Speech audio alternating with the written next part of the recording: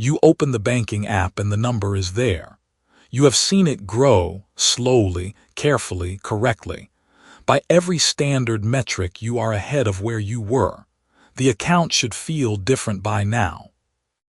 It does not feel different. Something underneath the number has not moved. And what you are feeling right now, that specific gap between what the balance says and what your chest knows, is not a failure of discipline. Something quieter and faster than discipline is running the show. Here is what nobody has told you.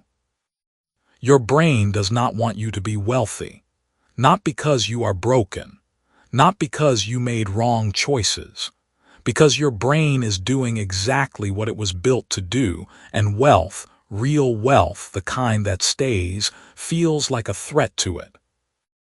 The same system that keeps your heart beating and your body temperature stable looks at an unfamiliar financial reality and fires an alarm. Not a metaphor, a literal neurological alarm. And the moment that alarm fires, you pull back without knowing why. You have probably blamed yourself for that pull. Most people do. Think about the last time something good was almost in reach. Real money, a real opportunity, a real chance to change the number, and you felt your foot lift off the accelerator without deciding to lift it. You thought it was fear, you thought it was doubt. What it actually was is older than any thought you have ever had. It is encoded, not chosen. What you are about to hear is not a pep talk. It is not a new framework for thinking positive. It is a precise explanation of the mechanism inside you that has been working against your financial life since before you were old enough to make a single financial decision. And once you see the mechanism clearly, you cannot unsee it. That is where we begin. Chapter 1. Your survival system confuses wealth with danger. Across every era of human life, in every corner of the world where people have struggled and built and lost and tried again, one pattern returns without fail. A person works for years towards something better. They get close. And then, without any visible force stopping them, they pull back. They spend the raise before it clears. They sabotage the deal on the eve of the signature. They pick a fight with the partner who believes in them. It is not weakness. It is not stupidity. Something older and more powerful than either of those things is running underneath the surface. It has been running in human beings for longer than money has existed. You are not the first person to feel this pull, but here is what no one has told you yet. The thing pulling you back is not a flaw, it is a system, and systems, unlike character flaws, can be changed. That promise is what this chapter is built on. Picture this for a moment. You have just left your manager's office. She handed you an envelope. Inside it is confirmation of the raise you asked for, a number that feels almost unreal after years of asking for less than you were worth. 15%. You read it twice in the elevator. By the time you reach your car, something in your chest has tightened. Your mind, which should be celebrating, begins running calculations of risk instead. What if they expect more now? What if you cannot keep this up? What if this is temporary and you spend the money and then it is gone? You stop at the pharmacy on the way home and walk out with $140 of things you do not need. That night you are short on your rent payment in a way you were not that morning. Nothing external changed. The money was real. The raise was confirmed. But your nervous system fired an alarm, and you obeyed it without knowing you had. Here is the question this chapter is going to sit with for the next few minutes. Why does the brain respond to good fortune the way it sometimes responds to threat? Hold that question. The full answer requires you to understand how your nervous system was built. But first, stay with what just happened in that parking lot. The person in that story is named Marcus.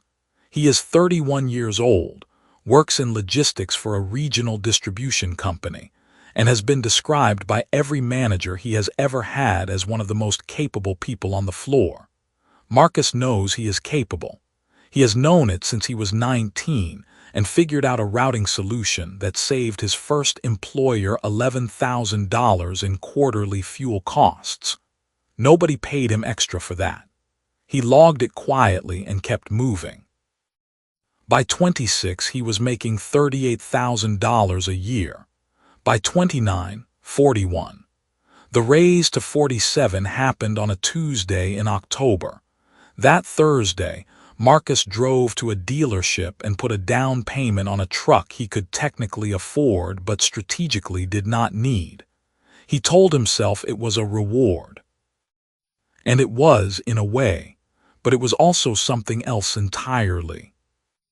The moment his income crossed a threshold his body had never experienced before, a system inside him, old and silent and entirely automatic, registered the new number not as safety but as exposure.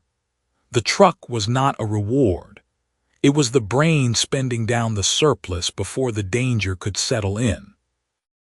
Marcus did not decide to do this. It was not a choice. It was encoded. Look back at your actual circumstances 3 years earlier and look at it plainly. Not in terms of your goals or your plans, but in terms of the number in your bank account on an average Wednesday. The feeling of that amount, the familiar weight of it, whether it was tight or comfortable, your nervous system built a model around that number. It learned that number as normal. And normal, in the language of the brain, means survivable, means safe. That is the mechanism, not ambition, not discipline, not mindset. The mechanism is sameness, and the brain will defend sameness the way a smoke detector defends a kitchen. Consider that image carefully. It matters. A smoke detector does not know the difference between a kitchen fire and burned toast. It does not evaluate the nature of the smoke. It detects a change in the air and it fires. Every time. Without context, without judgment, and without the ability to ask whether the alarm is warranted. The alarm is not wrong to fire. It is doing exactly what it was built to do.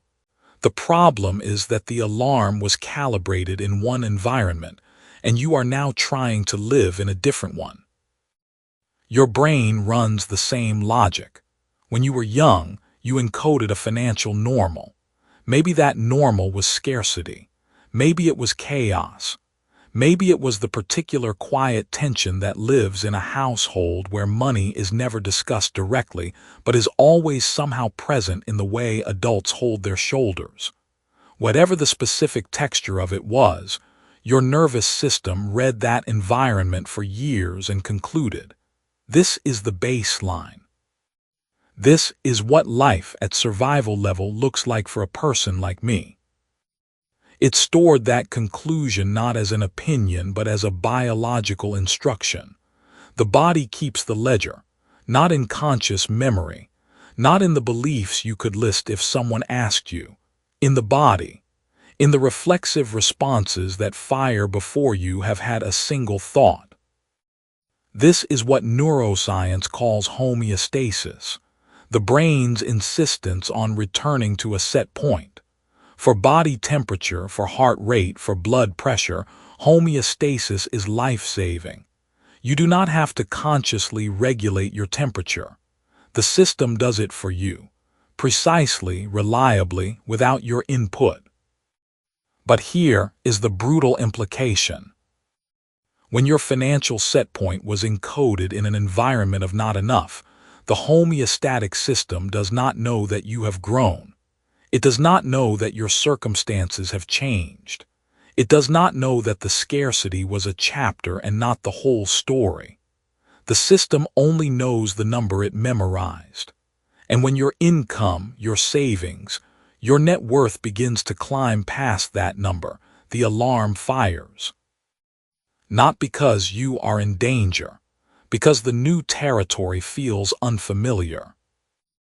Unfamiliar to a survival system registers as threat. That is not a metaphor. Studies in behavioral neurology have shown that the brain's threat detection network activates in response to novel stimuli in the same way it activates in response to danger. The new, the unfamiliar, the outside the norm all pass through the same filter as the genuinely dangerous. Your brain does not arrive at wealth and think, "Wonderful, we have achieved the goal." It arrives at wealth and says, "I do not recognize this.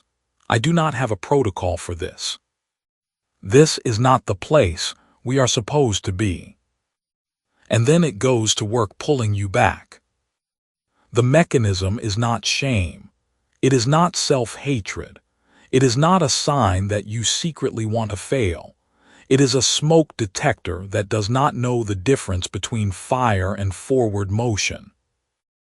Now here is what most conversations about money, success, and financial growth miss entirely. They frame the problem as a motivation problem. You are told to want it more, to visualize harder, to set bigger goals. Wanting things more is not the problem. Marcus wanted the promotion. He worked for it honestly. The failure was not in his desire. The failure was in the fact that his nervous system had not been prepared for the arrival. Nobody told him that arriving would feel like danger. Nobody showed him how to update the encoded normal before he crossed the threshold. So when the rays came through, his body could not receive it as homecoming. It received it as intrusion. That preparation is what this book is built to give you. You cannot discipline your way past a biological alarm. You cannot outmotivate a threat response. Willpower is real and it matters, but it operates in the cortex, the thinking brain. The homeostatic threat response originates much deeper, in structures that existed long before language, before logic, before your ability to reason your way through a decision. Trying to override those structures with motivation is like standing in a burning kitchen and telling yourself to stop noticing the smoke. The detector will not care how determined you are. It will keep firing until the air changes. The air has to change. A little later, we turn toward an argument about habit that cuts across the standard story. Once that lands, it reshapes how you act toward money for the rest of your life. But for now, what matters is this. The brain's primary job is sameness, not success. That is the thread running through what looks like self-sabotage. It explains the retreat from things you genuinely wanted. It explains the spending pattern that resets your account to a painfully familiar number. It explains the opportunities that slipped through hands fully capable of holding them. All of it runs through one mechanism, homeostasis, the system defending its set point, the smoke detector firing on arrival. You were not broken. You were responding perfectly to the instructions you were given. The question that should be living in you right now is not whether this is true. By some quiet part of your gut, you already know it is true. The question is, where exactly did your set point get encoded, and is it possible to move it? Chapter 2. Poverty is not a circumstance, it's a blueprint. You already believe the problem is external. Most people do. They believe financial struggle comes from bad timing, low income, the wrong zip code, a system designed to keep certain people down. And some of those things are real. But here is what almost no one will tell you. Even when every external condition changes, even when the income goes up, the opportunity arrives, the debt gets cleared, most people end up in the exact same financial position they started in. Not because they failed, Because their nervous system succeeded. It did exactly what it was built to do. It brought them home. The question forming in you right now should be this: what does home mean to your brain when it comes to money? Hold that question. The answer will arrive before this chapter ends. And when it does, nothing about your financial behavior will look accidental again. The previous chapter left you at a doorway. The question was where your set point got encoded and whether it is possible to move it. That question matters. But before you can answer it honestly, you need to understand what a financial set point actually is, what it is made of, and why it behaves the way it does. Most people think of money problems as math problems. They are not. They are identity problems. An identity is not stored in your bank account. It is stored in your body. Return to your actual circumstances 3 years earlier and look at it plainly. Not financially, physically. How you felt when a bill arrived. How your chest responded when someone mentioned their salary was double yours. How quickly you changed the subject when money came up at a dinner table. Those sensations were not random emotions. They were data. Your nervous system cataloging what felt familiar and what felt threatening. And the thing it flagged as threatening was not always the debt. Sometimes the threat was the raise. That is worth sitting with for a moment. Marcus was 31 when he got the promotion he had spent 4 years chasing. His title changed, his responsibilities grew, and his monthly take-home went from $2,800 to $4,200. He told his friends. He went out to a nicer dinner than usual. He felt, for about 11 days, like something had genuinely shifted. Then the spending started. Not reckless spending. He was not buying luxury items or gambling it away. It was incremental. A slightly better apartment because he deserved it now. A car payment he could technically afford. Subscriptions he forgot to cancel. A weekend trip because he had been working so hard. 6 months after the promotion, Marcus had $400 in his account on the 27th of the month. Same as before the raise. Not approximately the same. Exactly the same margin, the same familiar tightness, the same quiet dread that lived in his chest every time the end of the month arrived. He did not plan this. That is the part people miss entirely. Marcus was not undisciplined. He was not careless. He was, by every social measure, a responsible adult who was trying. What Marcus could not see was that his body had been keeping a very different kind of ledger, one that had nothing to do with his salary. His nervous system had spent 3 decades learning what financial life felt like. It had cataloged the tension in his mother's voice when rent was due. It had encoded the specific quality of scarcity that lived in his childhood kitchen at the end of the pay cycle. It had built over thousands of repetitions, a detailed and precise map of what normal felt like. And when Marcus's income climbed above that map, something in him began generating the equivalent of an alarm. Not a conscious alarm. Not a thought that said spend more money. A physiological pull. A restlessness that disguised itself as deserving. A loosening of the grip he had previously held on his choices. The alarm did not sound like danger. It sounded like relief. And that is exactly why it worked. This is the mechanism most financial advice completely ignores. It is not that people do not know they should save. Almost everyone knows they should save. The problem is that saving, for someone whose nervous system has encoded scarcity as home, does not feel safe. It feels wrong, not intellectually wrong. Somatically wrong in the body, below the level of thought, in the part of the brain that makes decisions before your prefrontal cortex even gets a vote. The homeostatic threat response is the name neurologists give to this mechanism. Homeostasis, in biology, refers to the body's drive to return to a stable internal state. Your body does this with temperature, with blood sugar, with hormone levels. It does it with everything it has learned to define as normal. And if you're normal, the state your system has rehearsed most frequently over the longest period of time is financial scarcity, then your nervous system will treat financial abundance as a deviation to be corrected. This is not a flaw, it is a feature.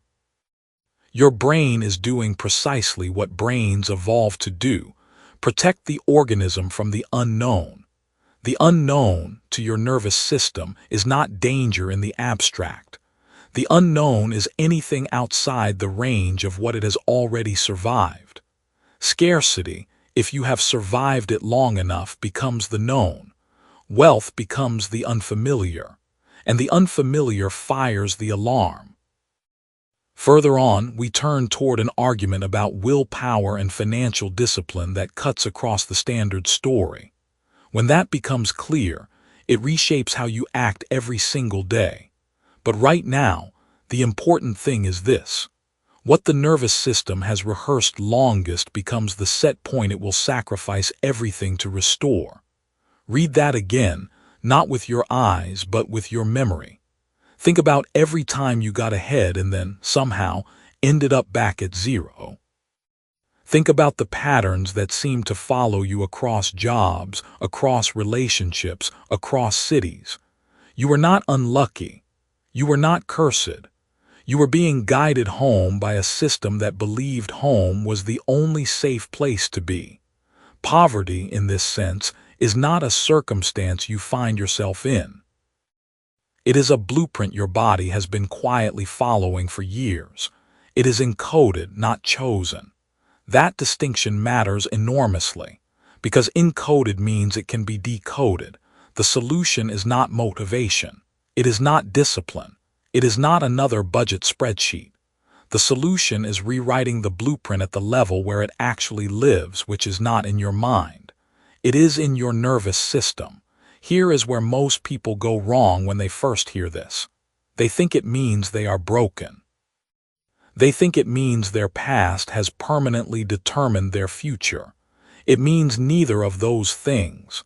A blueprint is a set of instructions. Instructions can be revised, but you cannot revise instructions you do not know exist. And for most people, this blueprint has been operating entirely below the surface of awareness, running the numbers in the background, making the final call on decisions that felt like conscious choices. Marcus eventually figured this out, not through more budgeting, not through a finance course. He figured it out on a Thursday afternoon when he realized that every time he checked his bank balance and it was high, he felt a low-grade anxiety he could not name. And every time the balance was low, uncomfortably low, he felt something that was almost like relief, like a held breath finally released. That recognition stopped him cold. He understood in that moment that his emotional responses to money had been inverted relative to his stated goals. He said he wanted wealth. His body was voting for something else entirely. What Marcus discovered is what you are beginning to discover right now. The ledger your body keeps is older than any bank account you have ever opened. It was started before you understood what money was, maintained through experiences you may not even consciously remember, and balanced to a figure that has nothing to do with your income, your education, or your intentions. The body keeps the ledger. That is the uncomfortable truth at the center of this chapter. Your conscious financial decisions, the budgets, the goals, the promises you make to yourself at the start of each year, are running on top of an older operating system, one that has already decided what balance it considers safe. Until that operating system is addressed directly, every conscious effort will eventually be overridden. This is not hopeless. It is clarifying, because once you know where the actual problem lives, you can stop trying to fix the wrong thing. Stop blaming the economy. Stop blaming your income. Stop blaming your spending habits as though they were isolated choices made by a person with full agency. Your habits are instructions. Your spending is a signature. And every financial decision you have ever made was, at some level, authorized by a nervous system that was simply trying to keep you at the address it recognized as home. So here is the question this chapter hands to the next one.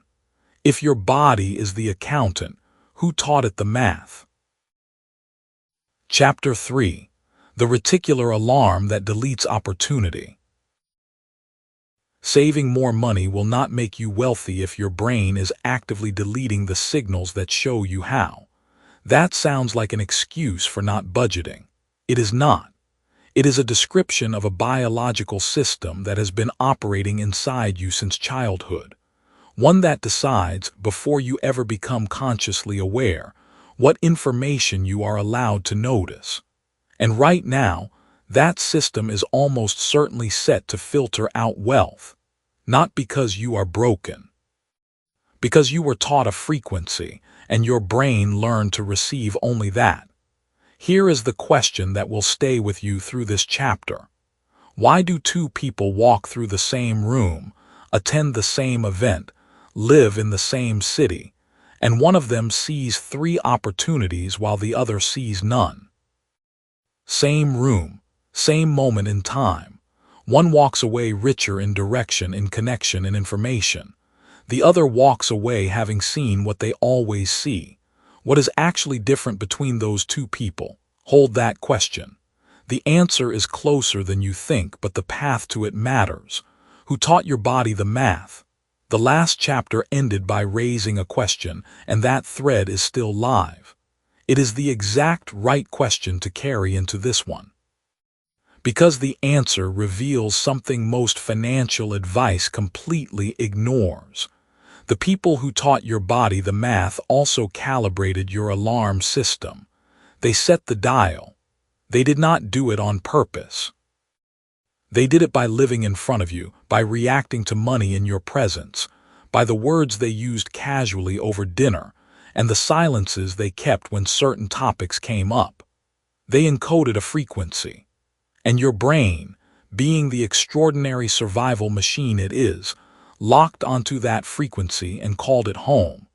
That process has a name. The system responsible for it sits at the base of your brain, in a cluster of neurons called the reticular activating system. Scientists and neurologists have studied it for decades. What it does, in plain terms, is this.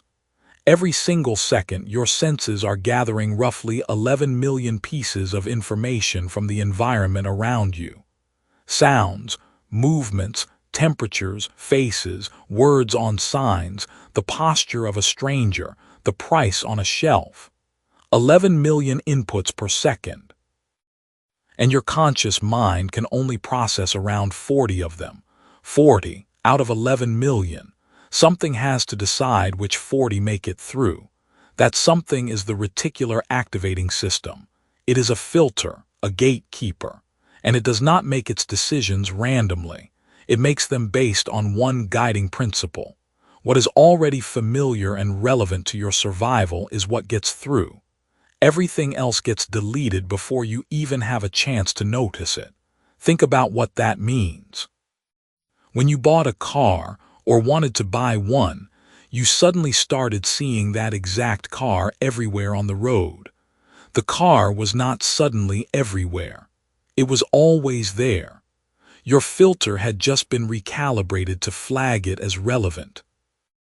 The same thing happens when a woman is pregnant and suddenly notices every other pregnant woman in the room. They were always there. The filter changed. What was invisible became visible. What was present but irrelevant became suddenly, undeniably real. Your reticular activating system works the same way with money. If wealth, the concept of it, the feeling of it, the daily reality of it, was never encoded as familiar or safe in your early environment, then your filter is not set to receive it. Opportunity passes through your field of vision and gets deleted, not because the opportunity was not real, because your brain classified it as noise. Here is a woman named Denise. She is 31 years old, works in logistics, and has been telling herself for 2 years that she just needs the right opportunity to come along. One afternoon, a colleague mentions offhand that a property 2 blocks from Denise's apartment just sold for $60,000 under market value. The seller needed to close within 30 days. Nobody local had moved fast enough. Denise heard the words. She was standing right there. But what she registered was that her colleague talks too much about real estate and that she herself doesn't have $60,000, so the conversation had nothing to do with her. She moved on. 3 weeks later, a man named Greg, who works on the same floor, calls his cousin who knows someone who knows a lender. He pieces together a creative financing arrangement in 72 hours and closes on that property. Denise is not less intelligent than Greg. She did not have less time. She had a filter set to delete information about wealth before it could reach the part of her brain that asks, "What could I do with this?" Denise's alarm fired the moment the conversation turned toward money. Not an audible alarm, a neurological one. A quiet, instant, encoded response that said, "This is not for you. Move along." And she obeyed it without knowing she had. You have done this. So has almost everyone who grew up in a household where money was scarce, or stressful, or spoken about only in the context of what was missing. The body keeps the ledger. What the ledger records as dangerous, the brain works to avoid. What the ledger records as irrelevant, the brain stops seeing entirely. This is why the smoke detector analogy matters so deeply. A smoke detector does not evaluate whether the smoke is from a fire or from toast. It simply fires when it detects the signal it was built to detect. Your brain, around wealth, does the same thing. It was built through years of encoded experience to treat certain signals as threats or as irrelevant. And it fires before you can intervene. The alarm is not your enemy. It was built to protect you, but it was built using old data. Picture your actual circumstances 3 years earlier and look at it plainly. Not where you wanted to be, where you actually were. Think about the conversations you were having, the information you were letting in, the opportunities that someone else in your life spotted that you completely missed. Is there one that stands out? A moment where, looking back, you can see now what you could not see then. You did not miss it because you were lazy or uninformed. You missed it because the filter was doing exactly what it was built to do. It was protecting a version of you that no longer needs protecting. That is the mirror moment.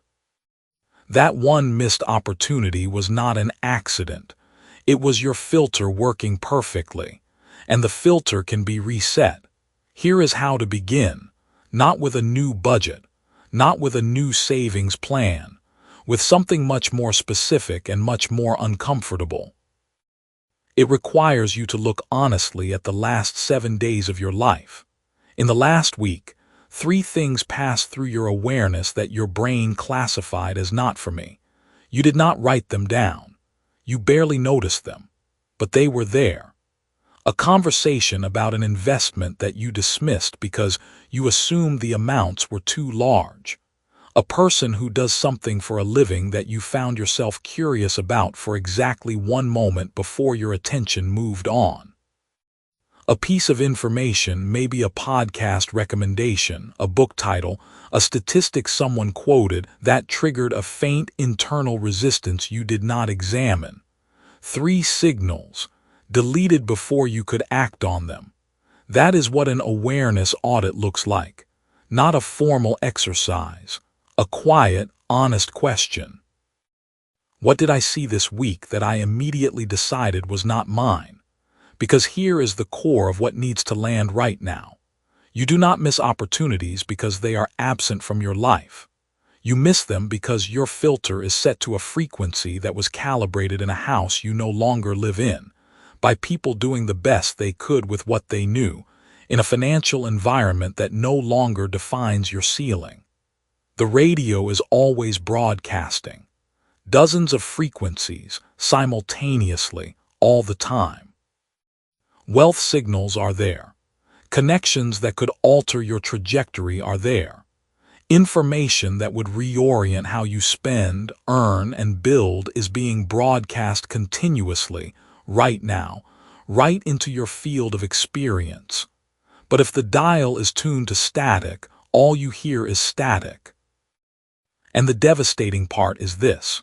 You do not hear the other stations at all. You hear nothing. So you assume they do not exist. The reticular activating system is not a flaw. It is one of the most sophisticated filtering tools in the known biological world, and it is yours, entirely yours. The filter can be recalibrated. The dial can be moved, not through wishful thinking, not through repetition of phrases that feel good but carry no neurological weight. Through something far more specific, which the coming chapters will build toward piece by piece. But right now, the single most important thing you can do is this. Catch the moment the alarm fires, not hours later in reflection, in real time, when someone mentions money and you feel the internal move-along signal. When an opportunity surfaces and your first thought is not for me. When information arrives that your filter starts to delete, catch it, name it, do not obey it automatically. That 1-second pause is the beginning of a different kind of seeing. The filter was not chosen, it was encoded, and what was encoded can be re-encoded. So the question that carries you into the next chapter is not whether your filter is wrong. The question is this. What specific experiences wrote your filter's original code? And can you trace them clearly enough to rewrite them? Chapter 4. The Alarm That Fires on Arrival. Something is being taken off your side of the table while you keep moving, and it is not your fault. Every time money arrives in your life, a raise, a bonus, a better client, a windfall, something inside you fires. Not with celebration, with alarm. That alarm is invisible. It lives in your chemistry rather than your thoughts. You have probably never named it. You have only felt its effect. The money comes in, and then somehow quietly it leaves, not always through one dramatic decision. Through a dozen small ones that each feel completely reasonable in the moment. That pattern is not a character flaw. It is a physiological sequence, running on a program encoded long before you had any say in the matter. The cost of not understanding that sequence compounds daily. Every arrival that triggers an exit, every windfall that evaporates, every raise that somehow never changes your actual financial position, that is the alarm. This chapter is about what the alarm is made of, why your body pulls it, and what you can do at the exact moment it fires. You remember the question the previous chapter left you with. What specific experiences wrote your filter's original code, and can you trace them clearly enough to rewrite them? Hold that question close, because this chapter adds a layer beneath it. Even when you can name the experience that wrote the code, your body may still respond to wealth as though the code is unbreakable. Knowing the source is not the same as disarming the response. And the response, the physiological, automatic, below-thought response, that is what this chapter addresses. Here is what actually happens inside your body when unexpected money arrives. Your brain scans every incoming experience for threat. This is not a flaw in design. It is the deepest layer of survival architecture your nervous system owns. When something unfamiliar arrives, especially something that carries weight, expectation, or consequence, your hypothalamus signals your adrenal glands to release cortisol. Cortisol is your stress hormone. It sharpens attention, narrows focus, and mobilizes the body for a response. This is the same cascade that fires when you hear a strange noise at night, the same one that tightens your chest before a difficult conversation. And it is the exact same one that fires when a large sum of money lands in your account. Why would wealth trigger a stress response? Because your nervous system does not evaluate experiences by whether they are good or bad in any moral sense. It evaluates them by whether they are familiar or foreign. Familiar means safe. Foreign means potential danger. And if wealth, in the volume it is now arriving, has never been your consistent reality, then it is foreign. Your body keeps a very detailed ledger. And that ledger says, this amount of money does not match the conditions under which you have historically survived. The alarm fires not because wealth is harmful. The alarm fires because wealth is neurologically foreign. That distinction is everything. Once you understand it, you stop blaming your willpower. You stop wondering why you are sabotaging yourself. You start seeing the true mechanism, and mechanisms can be worked with. Now meet Diana. Diana was 31 when she received the largest single payment she had ever seen deposited into her account. She had been freelancing in graphic design for 6 years, building slowly, earning enough, always within a range that felt, if not comfortable, at least familiar. Then a contract came in that was 3 times her usual project rate. The client was legitimate. The work was within her skill. She accepted, completed the project, and 2 weeks later saw the deposit, $11,000. She expected relief. What she felt instead was dread.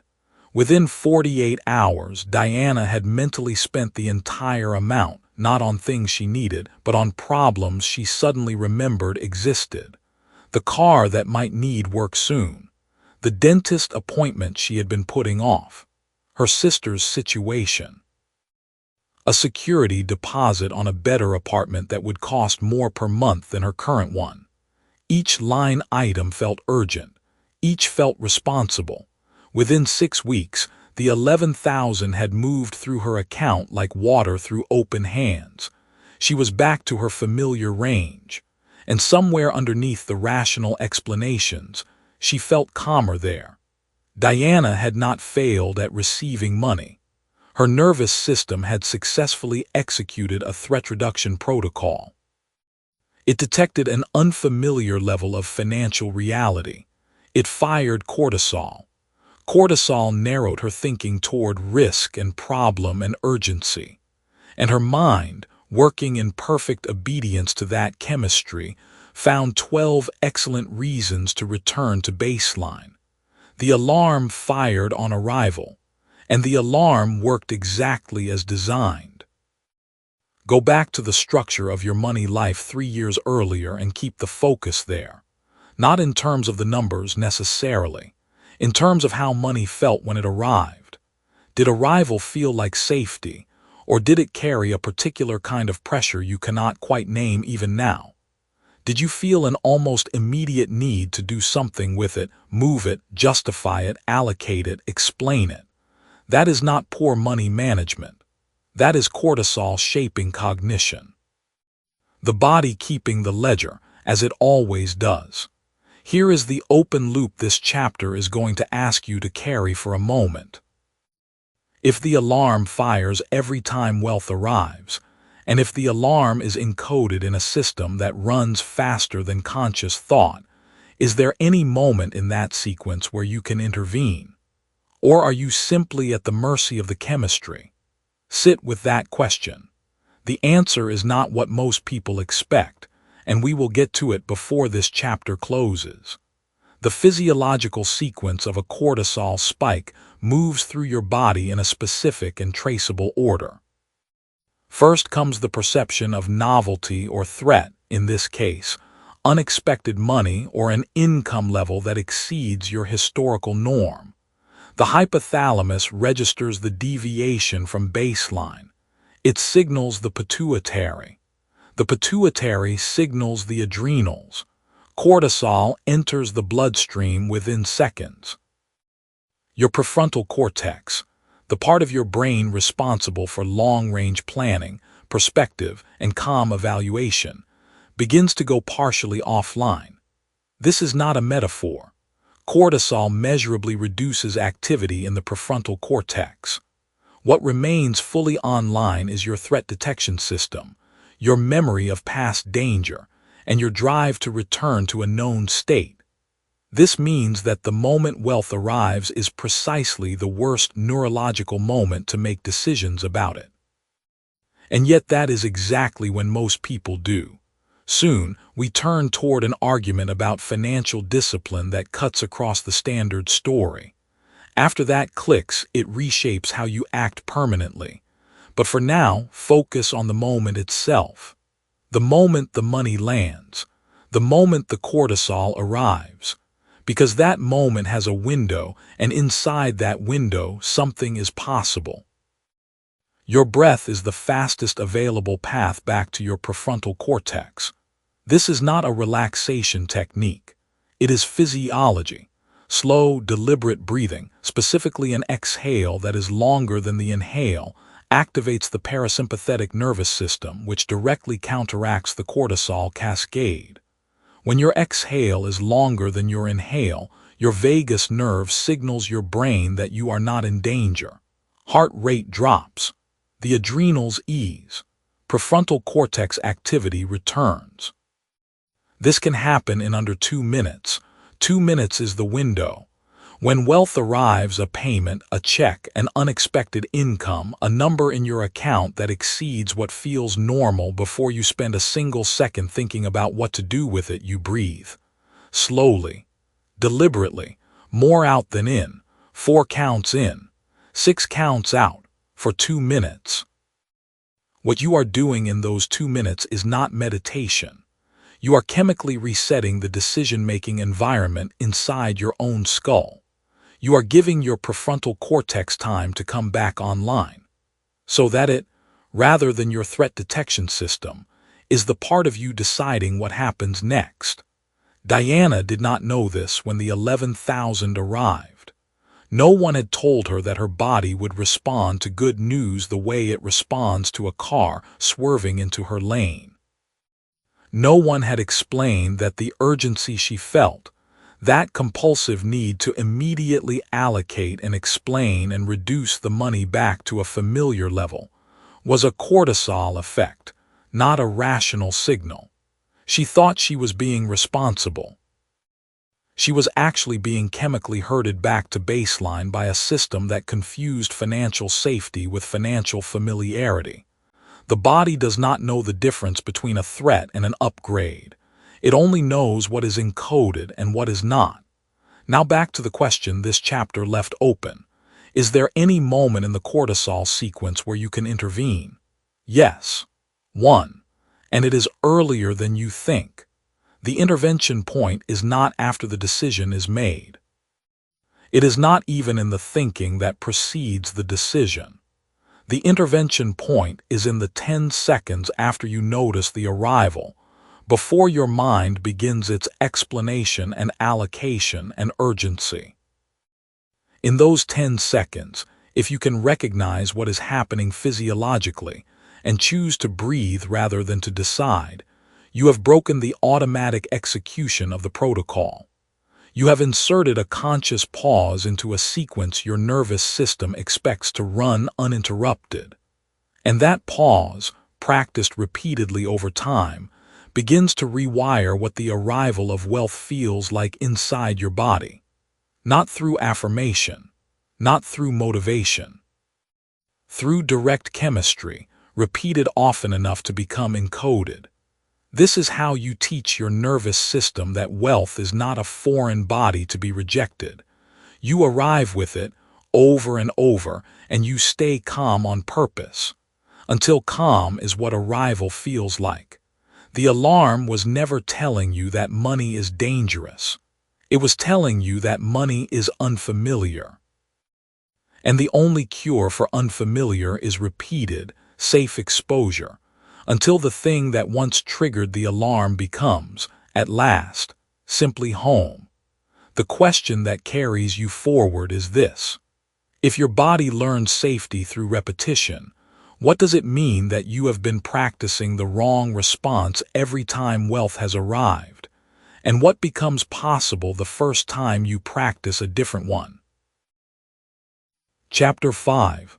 Your childhood set the thermostat, not your choices. Saving more money will not fix the problem you actually have. That sounds like an excuse to stop trying. It is not.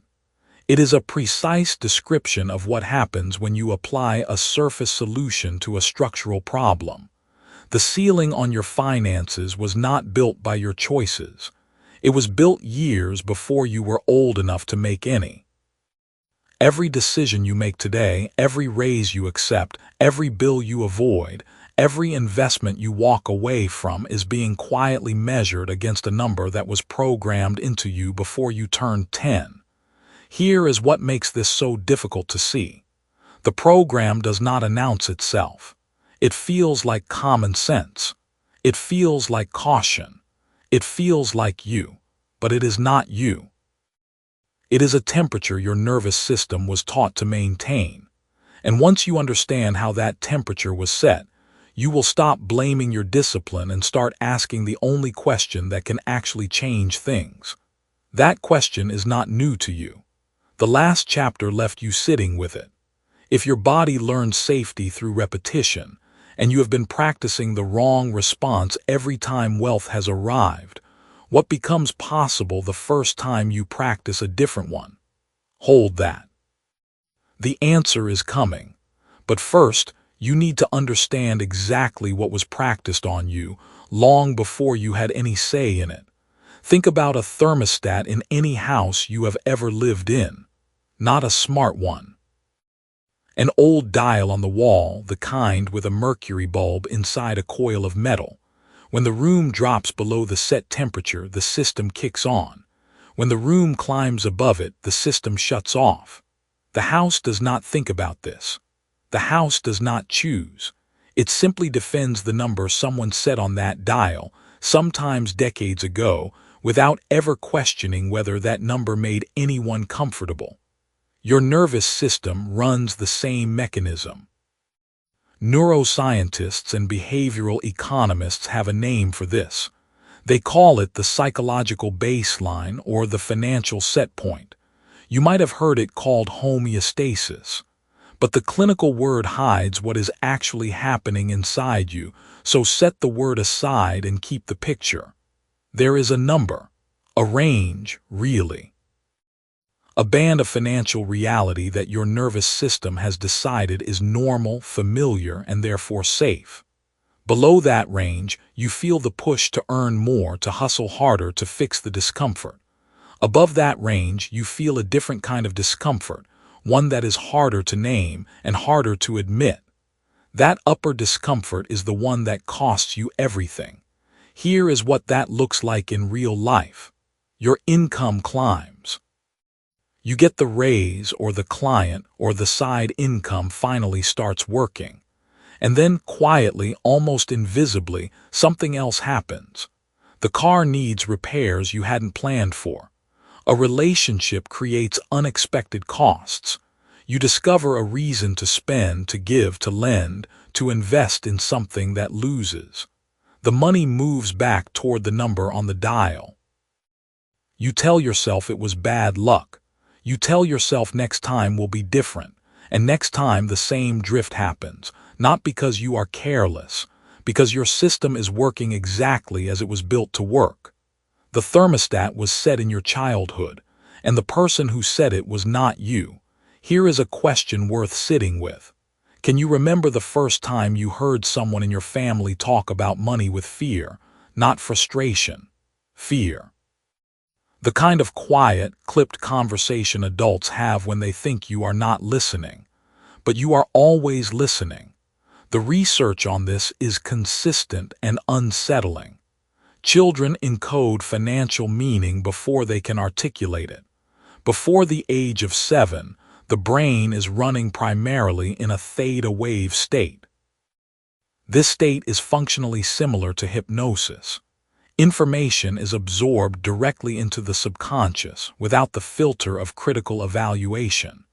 There is no part of the 7-year-old mind that says, wait, is this belief actually accurate? There is only absorption. There is only encoding. What the adults around you said about money, the tone they used, the look on their faces, the arguments that stopped when you walked in, all of it was received as fact, as truth, as the way reality works. And then you grew up and called it your financial personality. Consider a man named Darnell. He grew up in a house where his father worked a steady union job, reliable income, predictable hours. No one ever got rich, but no one ever lost the house. Money was not discussed at the dinner table. It was managed quietly, privately, with a careful anxiety that Darnell absorbed as normal. When his father mentioned a neighbor who had started a business, the word that always followed was risky. When someone on the news won a settlement or landed a big contract, his mother would say, well, you know that won't last. Not cruel words, just the words of people who had learned through their own experience that reaching above a certain line was dangerous. Darnell became an engineer. Good salary, smart man. Every few years his income would rise, and every few years something would happen to pull it back. A car he didn't need, a cousin who needed a loan, a job he left for reasons that made sense at the time. He was 41 before he sat in a financial counselor's office and heard a question that stopped him cold. The counselor asked, "What was the highest income your household had when you were growing up?" Darnell thought about it. Adjusted for inflation, it was almost exactly what he was earning now. He had been circling his father's number for 20 years. The body keeps the ledger. Let that settle before you move on, because the next part is the one most people resist. The language your parents used about money did not just shape your beliefs. It shaped your physiology. Chronic financial stress in a household produces measurable changes in cortisol patterns in children. Cortisol is the stress hormone that activates your threat response. When money conversations carry anxiety, that anxiety registers in the nervous system of every child in earshot as a signal. Money means danger, not consciously, not as a thought you can examine, as a body-level alarm that fires when the conditions for that alarm reappear. And here is where the smoke detector comes back in. A smoke detector cannot tell the difference between a house fire and burnt toast. It responds to the pattern, not the reality. Your nervous system does the same thing. When your income rises into unfamiliar territory, your system does not say, "This is growth." It says, "This pattern does not match what I learned was safe." It fires the alarm. And then you, the adult, respond to that alarm without knowing it is an alarm. You feel uneasy and call it instinct. You feel the pull to spend and call it reward. You step back from the opportunity and call it wisdom. It was not instinct. It was not reward. It was not wisdom. It was a 5-year-old in a kitchen, learning that money above a certain level is something bad that happens to other people. This is the mirror moment this chapter is asking you to stand in. Look back to the structure of your money life 3 years earlier and keep the focus there. Not in terms of a number. In terms of the feeling you carried about money in your body. Now think about where you are today. If the number has changed but the feeling has not, if you still feel the same low-grade anxiety about running out, the same discomfort when someone asks how much you make, the same reflex to downplay success, then the thermostat has not moved. The number changed. The set point did not. Now ask yourself, what was the financial temperature of the house you grew up in? Not the income, the temperature, the emotional atmosphere around money. Was it fearful, secretive, resentful? Was money discussed as something always just out of reach, always being managed against, never quite enough? Or was it so absent from conversation that money itself became too serious, too dangerous, too loaded to ever examine directly? Either version sets the dial. Silence sets it just as surely as argument. Here is the thing about a thermostat that most people miss. The system is not broken. It is working correctly. It is defending a set point the same way it was always designed to do. The problem is not the mechanism. The problem is the number that was loaded into it. Later on, we turn toward an argument about willpower and financial change that cuts across the standard story. Once you grasp that turn, it reshapes how you act. But right now, the principle you need to carry is this.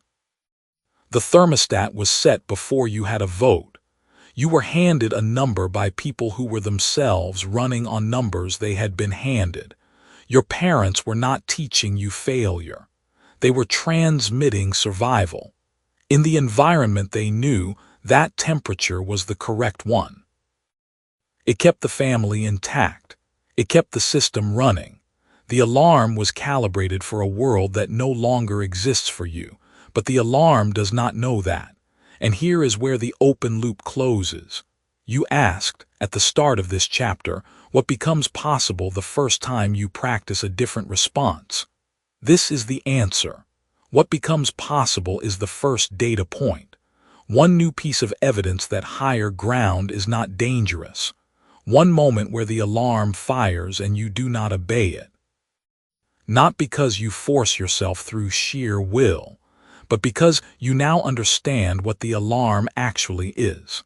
The thermostat was set before you had a vote, but you are the only one who can reach up and move the dial. What would you do differently tomorrow if you knew your instinct to stop was not wisdom, but a number someone else set 30 years ago? Chapter 6. Dopamine rewards you for staying familiar. Right now, something is costing you money, not in a dramatic way, not because of a bad decision you made last week, quietly, automatically, invisibly. Your own brain is taxing your future, and the tax compounds every single day you do not know it is happening. The cost is not just the extra income you are not earning. It is what that income would have done. The small investment that becomes a larger one, the option that stays open, the door that does not close. What is taking that from you is not laziness, not circumstance, not bad luck. It is a chemical, one your brain produces on purpose, with intention to keep you exactly where you are. That chemical has a name. Most people have heard it associated with pleasure and reward. But what almost nobody tells you is the specific way it rewards you for going backward. This chapter is about that mechanism, how it works, why it works on you, and why understanding it is the first real crack in the wall. That question from the last chapter still deserves your attention. What would you do differently tomorrow if you knew your instinct to stop was not wisdom, but a number someone else set 30 years ago? Hold that. Because what you are about to hear is the biological engine behind that number, the thing that makes the stopping feel not just natural but good. Dopamine is not the pleasure chemical. That is the shorthand version, and the shorthand version gets you in trouble. Dopamine is more precise than that. It is a signal chemical.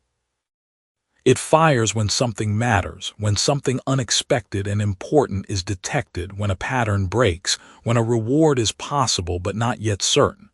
It is the chemical of anticipation, of reaching, and it does something very specific when you arrive at a goal. When you close the gap between wanting and having, the dopamine drops. Not instantly, not completely, but it falls. The arrival is less rewarding than the reaching. You have probably felt this. You get the thing you wanted, the raise, the new apartment, the number in your account, and within days or weeks the feeling flattens out. You adjust. You normalize. Then you start reaching for the next thing because the current thing no longer fires the signal. That is not a character flaw. That is the system working exactly as designed. Now here is the part most people never hear. When you return to a familiar baseline, when you retreat back to a pattern your brain has encoded as safe and normal, dopamine fires again. Not loudly, not like a celebration, more like a long exhale, a settling, a relief signal, and that relief is chemically rewarding. Your brain marks the return home as something good because home is predictable, and predictability inside a survival system means you did not die. Think about that. Your brain rewards the retreat, not because the retreat is good for you, not because it serves your future, because it is known, because it matches the encoded pattern. The deep, wordless part of you that manages your internal stability reads the return to familiar ground as mission accomplished. You are out in uncertain territory. Now you are back. Signal fires. Relief lands. The body exhales. This is the elastic band. You have felt it. You start pulling towards something different, a new financial behavior, a consistent savings habit, a serious attempt at building something outside your 9-to-5. You stretch. You maintain the stretch for days, maybe weeks. And then one morning, without a dramatic reason, without a crisis, without a visible cause, you let go. You go back. And the going back does not feel like failure. It feels like settling into a warm chair. It feels, chemically, like coming home. That is the snap of the band. That is dopamine rewarding your brain for returning to the encoded baseline, whatever that baseline is. And here is the unbearable part. The baseline does not have to be good to be chemically protected. The baseline just has to be old. Return to the structure of your money life 3 years earlier and keep the focus there. Not the worst moment, not the best. Just the ordinary Tuesday of your financial life 3 years back. The account balance that felt like your number, not a high or a low, but just the number your life seemed to organize around. Think about the income that felt normal to you, not what you wanted, just what felt like yours. That ordinary Tuesday is encoded in your nervous system. Your brain built its internal ledger around it. When you move away from it in either direction, the alarm begins to sound. Go lower and you feel real fear, real urgency to correct. Go higher and you feel something subtler. Discomfort, exposure. The low-level sense that something needs correcting. The body keeps the ledger, and the ledger says you are out of range. Here is where the story gets real. And it starts not with someone famous, not with a name you recognize, but with a woman named Denise. Denise worked in a mid-level administrative job for 9 years. Solid pay, nothing exceptional. She rented a 2-bedroom apartment in a mid-sized city, drove a 7-year-old car, kept about $400 in checking at any given time. Not broke, not thriving. Stable in that particular way that is not really stability but is at least predictable. Her financial life had a shape, and the shape had been the same for most of her adult life. Then her company restructured. Denise was moved into a project management role. No major title change, but the compensation jumped. Her base salary increased by 19%. The first paycheck at the new rate came in. She sat with it for about 2 days. Then she started spending. Not recklessly, not on one big thing, just persistently. Nicer groceries, a few clothing items she had been putting off, a gym membership she forgot to cancel, dinner out with friends more often. 6 months later, Denise's checking account held approximately $380. The raise had completely disappeared into the texture of daily life. When someone asked her how she was doing financially, she said, honestly, that things felt about the same. They did feel about the same. That was the point. She had unconsciously spent until her life matched her number again. She did not do this because she was irresponsible. She did not do it because she lacked discipline. She did it because her nervous system experienced the extra money as a deviation from the encoded pattern. Quietly, persistently, dopamine assisted its way back to familiar ground. The return to $400 in checking felt like relief. Each small spend that moved her closer to her baseline registered as a small chemical reward. The brain was working. Working against her future, but working perfectly at its actual job. This is what the smoke detector cannot distinguish. The alarm does not ask whether the baseline is good. It does not evaluate your ledger and suggest improvements. It reads distance from known, and it acts. Whether you are moving toward danger or toward wealth, the same internal mechanism fires the same signal. Not safe, not familiar, return. You have heard throughout this book that the poverty pattern is encoded, not chosen. This is where that encoding shows its teeth, because it does not just stop you from getting to a new level, it actively rewards you for leaving. The dopamine hit that comes with going back is real. The relief is real. And your conscious mind, trying to make sense of your own behavior, interprets that relief as evidence that you made the right call. You tell yourself you were overextended. You tell yourself the timing was not right. You tell yourself you needed to get practical, get realistic, get back on solid ground. And all of those explanations feel true because the chemical state underneath them genuinely does feel like safety. That is the genius of the mechanism and the cruelty of it at once.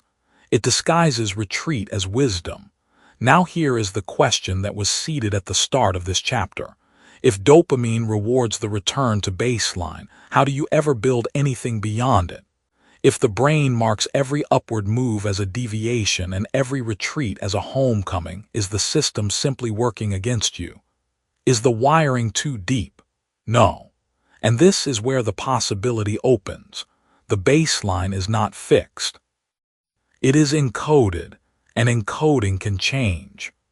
Slowly, under specific conditions, the nervous system can be taught that a new set of coordinates is home. A new number, a new pattern of behavior, a new level of financial reality can become the thing the alarm protects instead of the thing the alarm fires against. The dopamine reward for return can be moved. Not instantly. Not by thinking positively or writing your goal on a sticky note, but through a specific, repeatable process of sustained exposure, pattern interruption, and neurological retraining. What is now foreign becomes familiar. What is familiar becomes safe. What is safe becomes the new baseline. As this book keeps moving, we turn toward an argument about habits and discipline that cuts across the standard story. When that point settles, it reshapes how you act. But before the rewire comes the recognition. You have to see the mechanism before you can redirect it. You have to understand that the elastic band is not your character. It is not your destiny. It is a piece of old code, written in a different era of your life, maintained by a chemical that does not know the difference between coming home and going backward. The brain does not reward what is good for you. It rewards what it already knows. And that distinction, small as it sounds, quiet as it lands, is the thing that changes everything about how you approach what comes next. Chapter 7. The body spends money before the mind decides. What you think of as a decision is often already over by the time you become aware of it. That sounds like it strips away your agency. Like it lets you off the hook for every regrettable purchase and every month that ended with less than it started. It does not. What it actually does is point you toward the only place where real financial change can begin. Not in your spreadsheet, not in your intentions. Somewhere deeper and older and far more honest than either of those things. Here is the question that should live in your mind as you move through this chapter. If most of your spending happens before you consciously decide to spend, then where exactly does that decision come from? Hold that question. The answer, when it arrives, will change the way you interpret every financial choice you make from this point forward. Your body keeps the ledger. That is the uncomfortable truth sitting at the center of this chapter. Not your bank app, not your budget journal, not your memory of what you spent last Tuesday. Your body, the soft architecture of sensation, pulse, and nervous response that you carry everywhere you go, that is the system doing the actual accounting. And it has been doing it since long before you earned your first paycheck. Think about what happens in a store. Not a big store with one large purchase waiting at the end. A regular store. A pharmacy, a grocery aisle, a website you land on by accident and exit 20 minutes later having bought something you had no plan to buy. You walk in with a clear intention. You know what you came for. And then something shifts. It is not a thought exactly. It is more like a loosening, a quiet internal permission that arrives just ahead of your hand reaching for something. Your body said yes before your mind finished asking the question. Researchers who study consumer behavior have been documenting this sequence for decades. The physiological response, the uptick in skin conductance, the slight change in heart rate, the release of dopamine in anticipation rather than completion, these all occur several seconds before a person reports feeling the desire to buy. Several seconds is an eternity in neurological terms. Your nervous system is not following your decisions. Your decisions are following your nervous system. This is what somatic financial literacy means. It means learning to read the body's signals around money the way a skilled reader reads a room, not just what is being said, but what is happening underneath it. Most people have zero awareness of their physical state when they spend. They are operating from the feeling, not observing it. And a feeling you cannot observe is a feeling that controls you. Meet Renata. She is 31, works in communications, earns a decent salary, and cannot explain why her savings account has been stuck at the same number for 2 years. On paper, she makes enough. On paper, there is always a surplus at the start of the month. By the third week, that surplus is gone, replaced by a vague but familiar sense of having managed something, having gotten through something. She does not feel reckless. She feels like she deserved what she spent. She starts paying attention, really paying attention, in the way nobody teaches you to the moment just before she opens her phone to shop. Not the shopping itself. That moment before. What she notices stops her cold. Every single time, without exception, she is feeling something she does not want to feel. Not always the same feeling. Sometimes it is loneliness. Sometimes it is the specific dull ache of being overlooked at work.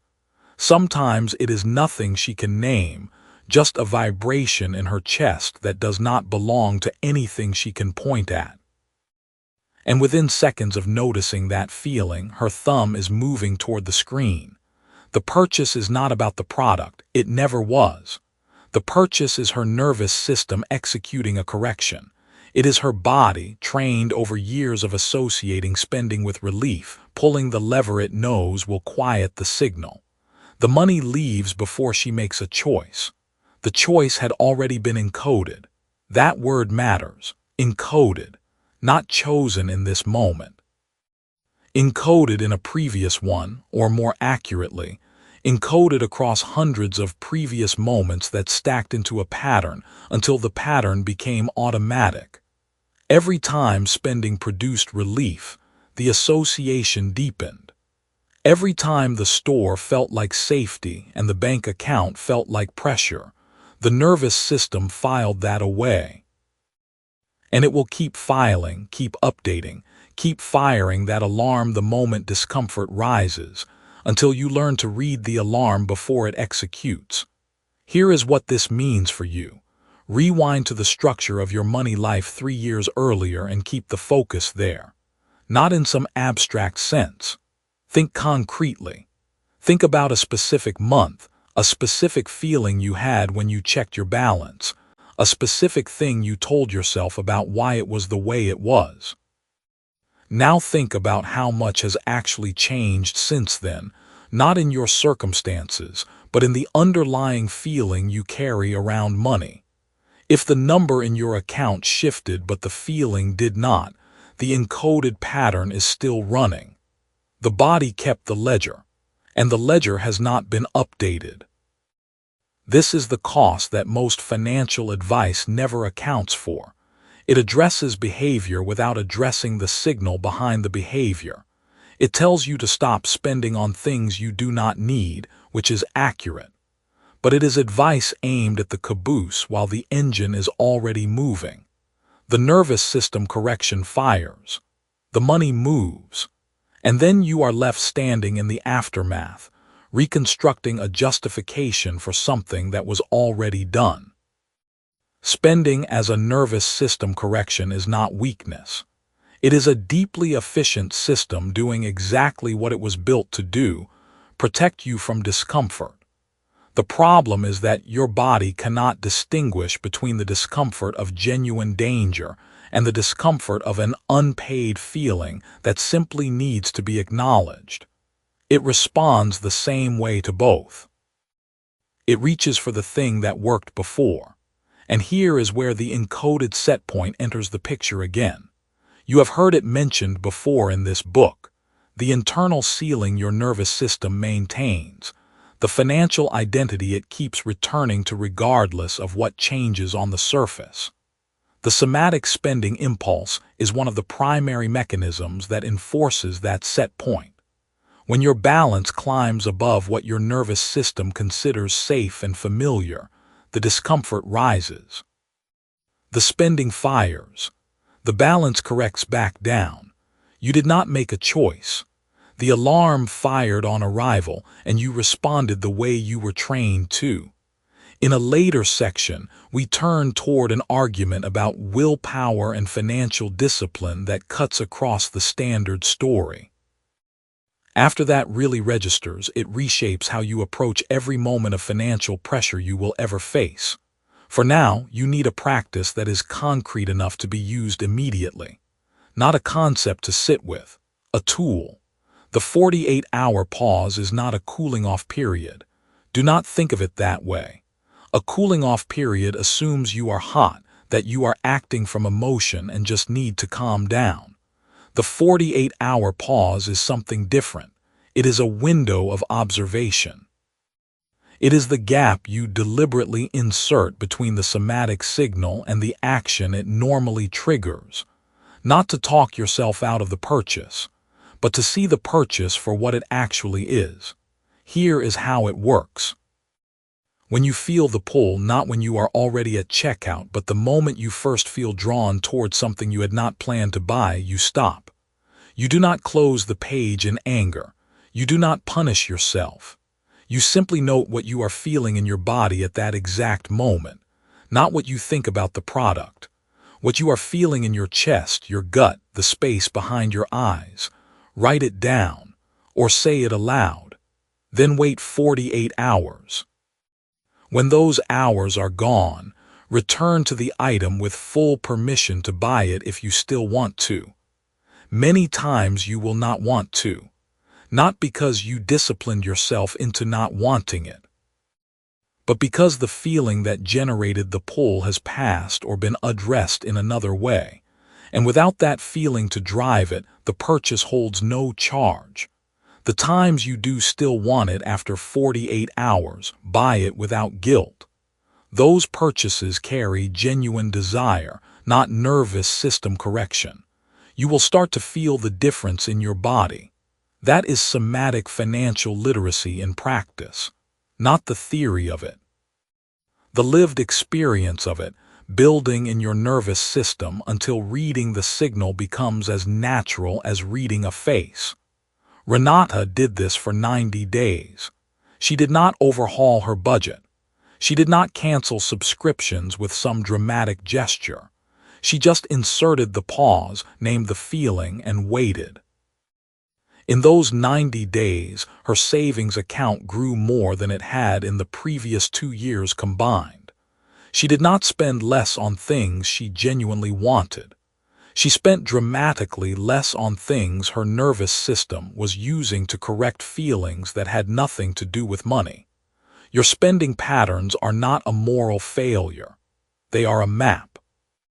Every unplanned purchase, every mystery charge you scroll past on your statement, every month that ends lighter than it began, each of those is your nervous system leaving you a note.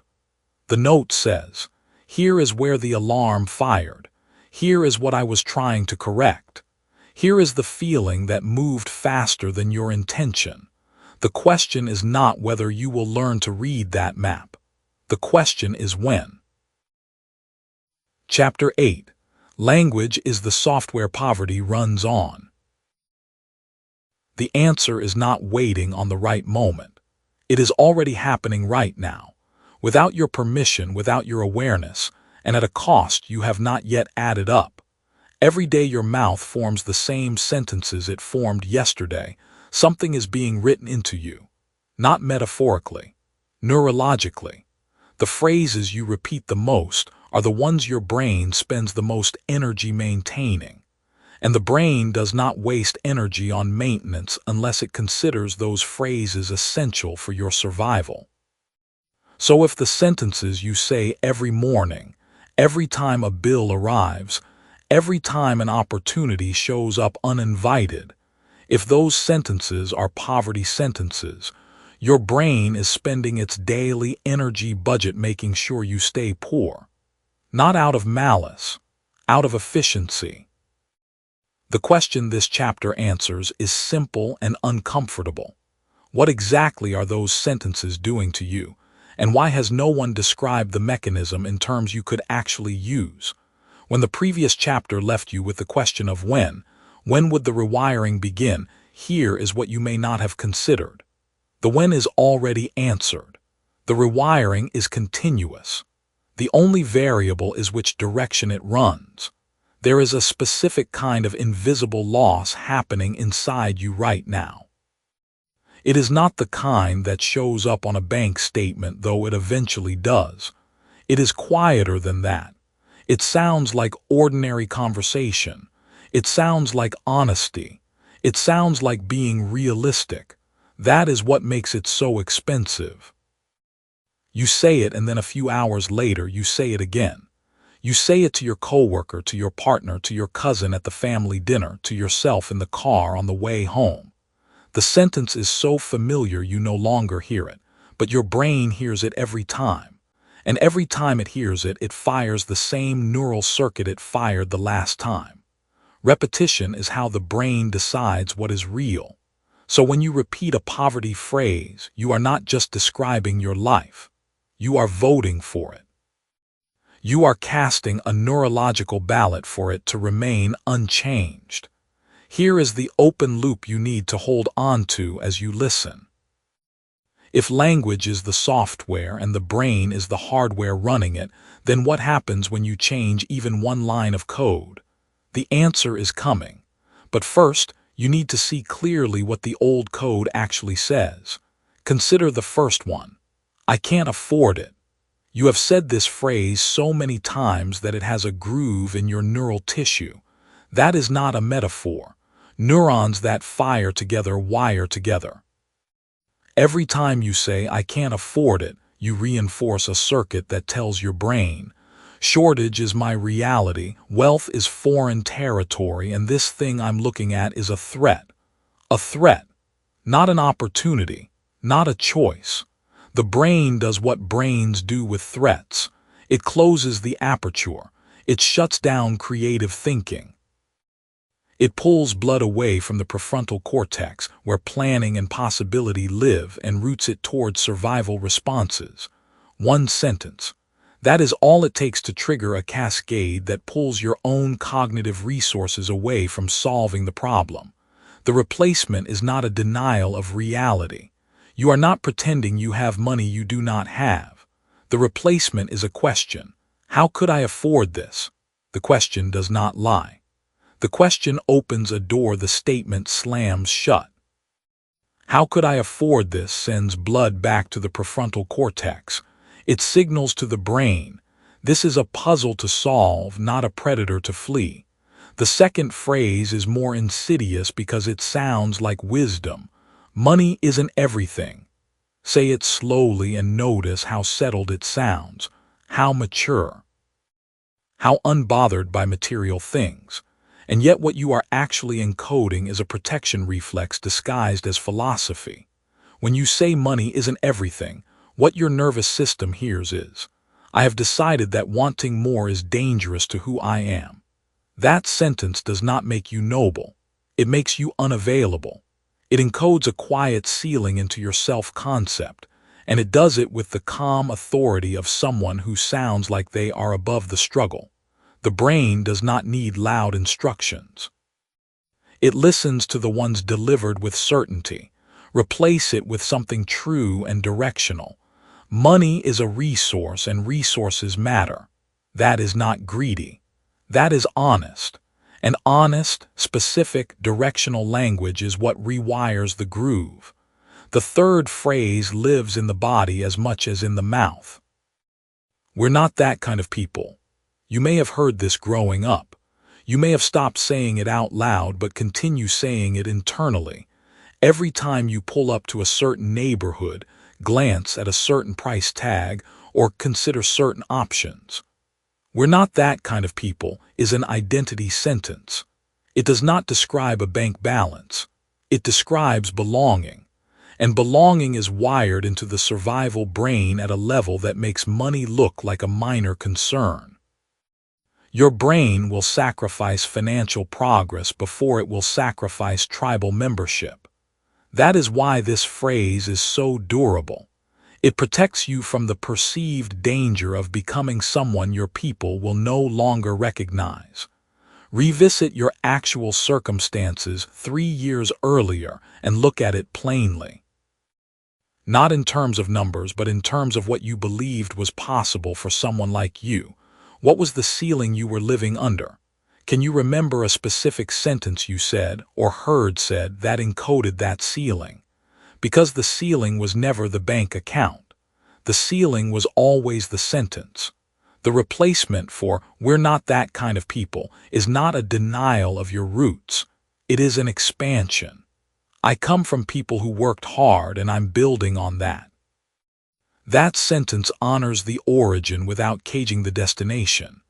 It tells your brain that growth and belonging are compatible. And when your brain believes those two things can coexist, the homeostatic alarm, the one that fires every time you approach wealth as unfamiliar territory, gets a little quieter. Not gone, quieter. That is where the rewiring begins. The fourth phrase is the one that follows failure. I always mess up money. This sentence is a summary sentence. It takes every specific, individual, context-dependent mistake you have ever made and compresses them into a permanent trait. Your brain loves summary sentences because they are efficient. Why analyze each situation when you have a standing conclusion? But that efficiency is the trap. The moment you store "I always mess up money" as a character truth, your brain stops looking for contradictions. It starts filtering your experience to confirm it.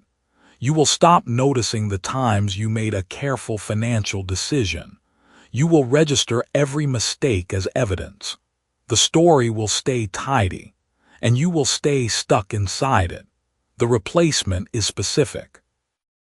I made a decision in that situation that I would make differently now. That is harder to say. It is harder because it is more honest, not less. It removes the comfortable generalization and forces a real accounting. Specificity is the enemy of false identity. You cannot maintain "I always mess up money" when you are required to point to exact moments and evaluate them one by one. The fifth phrase is the quietest of all. You often do not say it out loud. You think it while scrolling, while driving, while watching someone else succeed. The phrase is, "That's not for people like me." It is the compound sentence. It contains both tribal belonging and ceiling setting in 4 words. It is so brief and so loaded that it can complete itself before you are even aware you thought it. Every time it fires unchallenged, it sends one clear signal to the survival brain. The alert is accurate. Stay put. Wealth is not your territory. Arrive there and the alarm will fire. Retreat and the alarm goes quiet. The smoke detector analogy matters here. Earlier in this book, you encountered the image of an alarm that fires not because danger is present, but because the alarm was programmed in a house that no longer exists. Every one of these 5 phrases is a trigger that sets that alarm off. You approach a wealth-adjacent thought, and the alarm sounds. So you retreat.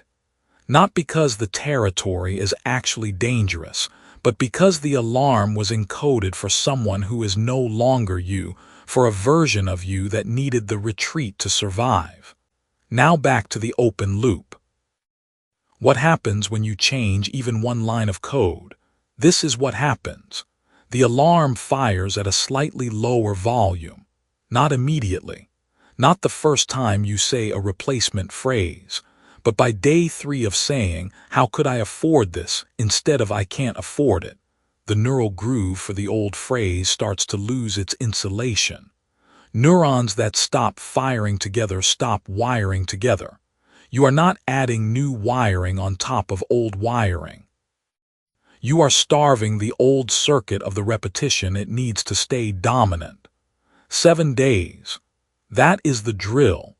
7 consecutive days of catching each of those 5 phrases the moment it rises in your mouth, in your mind, and replacing it with its directional equivalent before it completes itself.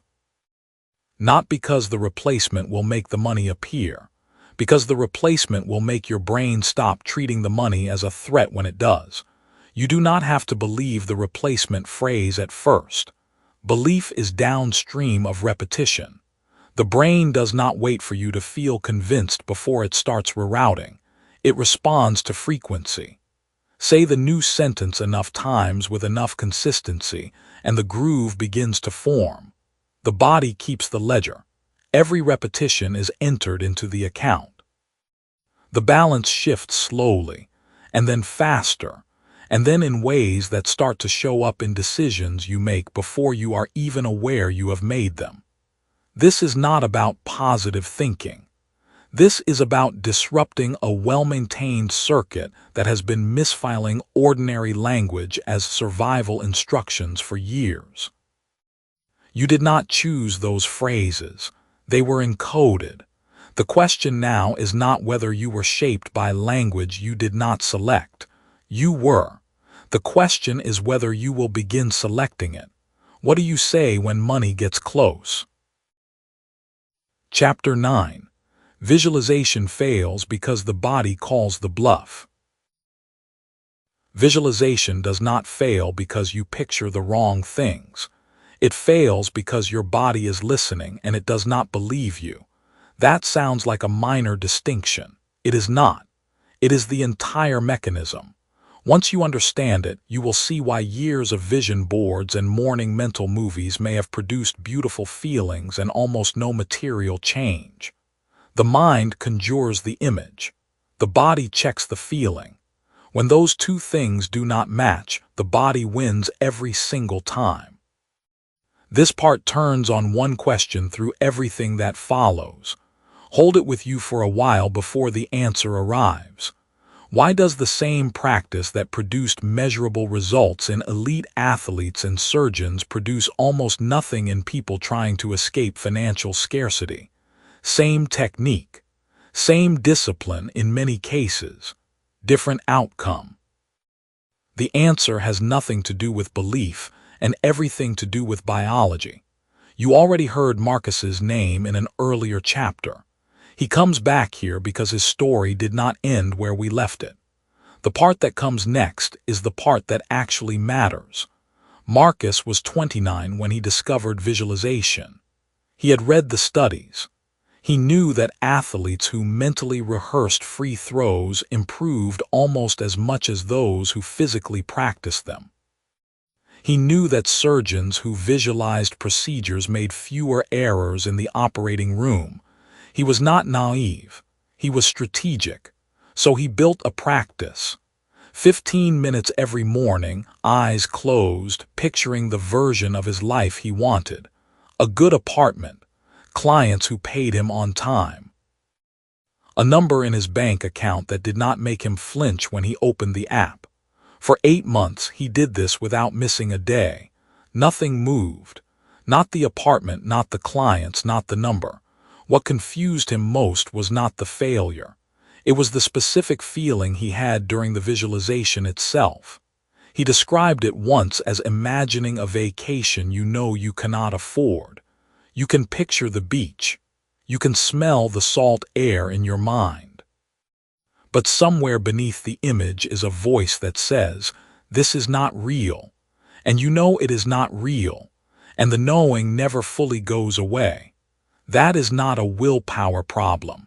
That is a nervous system problem. Go back to 3 years ago and stay concrete in your relationship with money. Not the numbers, the feeling. The way your chest felt when a bill arrived.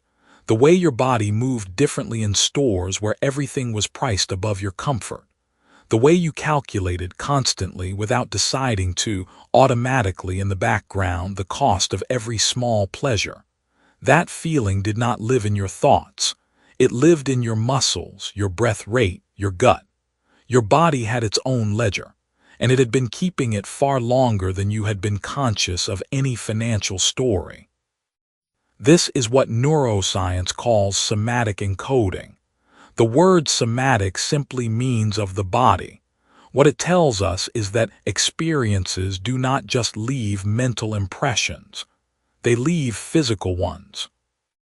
Repeated experiences of financial stress, of scarcity, of watching adults around you treat money as a source of danger or shame.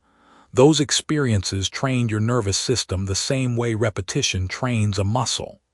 The response became automatic, encoded, not chosen. So when you sit down and begin to visualize wealth, you are presenting your nervous system with an image it has no physical reference for. It has never felt safe with a full bank account. It has never felt relaxed making a large financial decision. It has never experienced money arriving without the immediate anxiety of where it will go or how long it will last. The image you conjure is genuinely foreign to the body.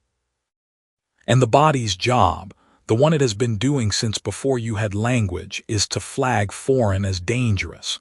The alarm fires on arrival, not because wealth is actually dangerous, not because your body wants you to stay poor, but because the nervous system does not evaluate circumstances by what is good for you.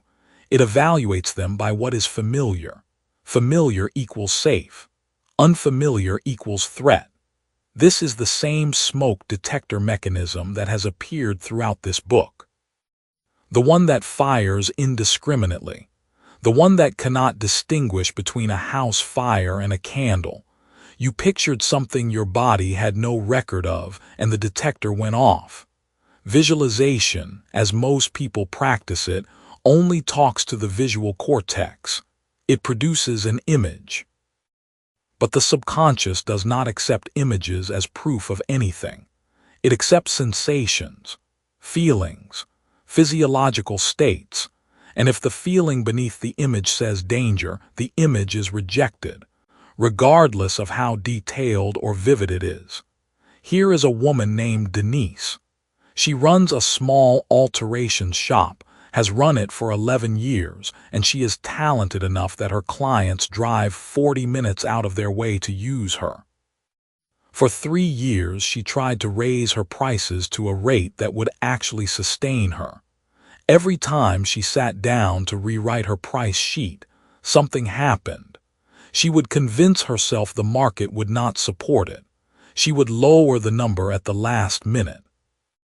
She once printed a new menu with the correct prices, held it in her hand for 2 days, and quietly put the old one back up. Her reasoning was always different, but the behavior was always the same. When Denise finally worked with someone who understood somatic encoding, the first thing they noticed was not her thoughts about pricing. It was her physical posture when she imagined charging more. Her shoulders came forward. Her breathing became shallow. Her voice, even when she was only speaking hypothetically, dropped in volume and confidence. Her body was already refusing before her mind had finished thinking. The work they did together was not more visualization. It was different visualization. Denise began practicing what we will call embodied rehearsal. She would imagine a conversation where she stated her new price. And before the image even fully formed, she was asked to find the feeling of solidity in her chest. She was asked to notice her feet on the floor. She was asked to breathe out slowly before speaking. She was not just picturing the scene. She was physically inhabiting it. She was giving her nervous system a new reference point, a new piece of data that said, this situation and this physical state can coexist. It took 6 weeks before she raised her prices. But when she did, there was no last-minute reversal. The body had already rehearsed the feeling. The alarm did not fire because the signal was no longer unfamiliar. This is the dividing line that makes the rest make sense. The subconscious rejects images it cannot feel. The body must be enrolled, not merely the imagination. Back to Marcus. When Marcus finally understood why his visualization practice had produced nothing, he did not quit the practice. He changed the entry point. Instead of beginning with an image of what he wanted, he began with a physical state he could actually access. He would sit, breathe deliberately, and notice what his body felt like on a morning when he had slept well and eaten well and had no immediate crisis pressing on him. A neutral morning. A morning of simple competence. He would sit in that state for 2 minutes before introducing any financial imagery at all. He was building a physiological baseline of safety before the brain even encountered the unfamiliar territory. Then he would imagine one small financial moment, not the apartment, not the big number. He would imagine opening a notification and seeing that a payment had arrived. The specific, small, ordinary feeling of something working. And while the image was in his mind, he would consciously hold the physical state he had already established. Feet grounded, breath slow, chest open. He was teaching his nervous system through repetition that the image of financial arrival and the physical sensation of safety could occupy the same moment. This is not mystical. This is conditioning. The same kind that trained Denise's shoulders to drop when she imagined charging her worth. Except now the conditioning is deliberate.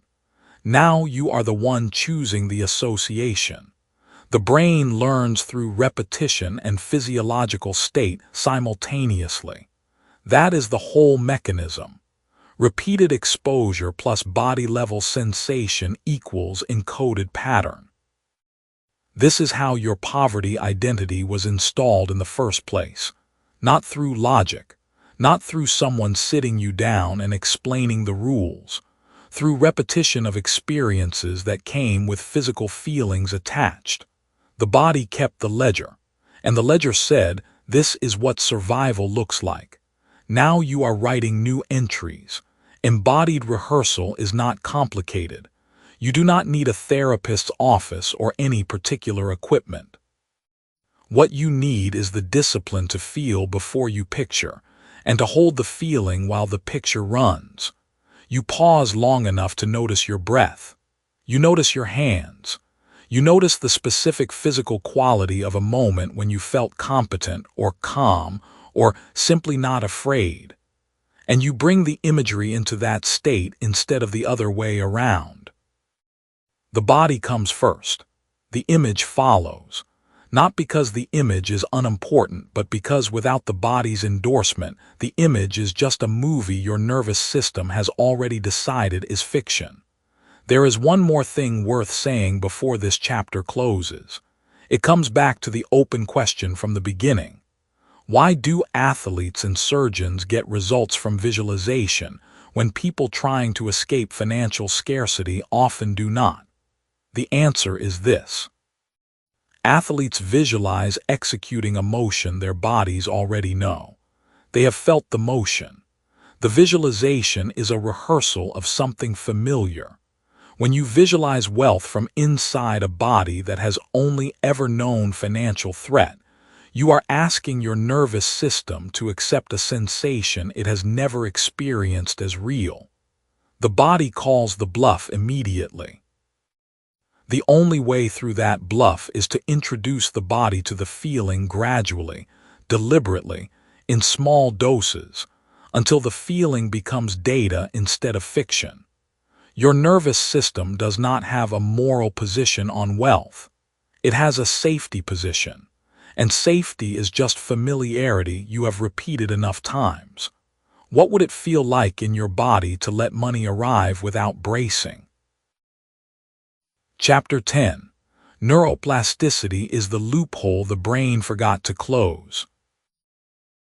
Right now, while you are listening to this, something is being lost. Not in a dramatic way, not in a way that shows up on any statement or receipt. It is quieter than that.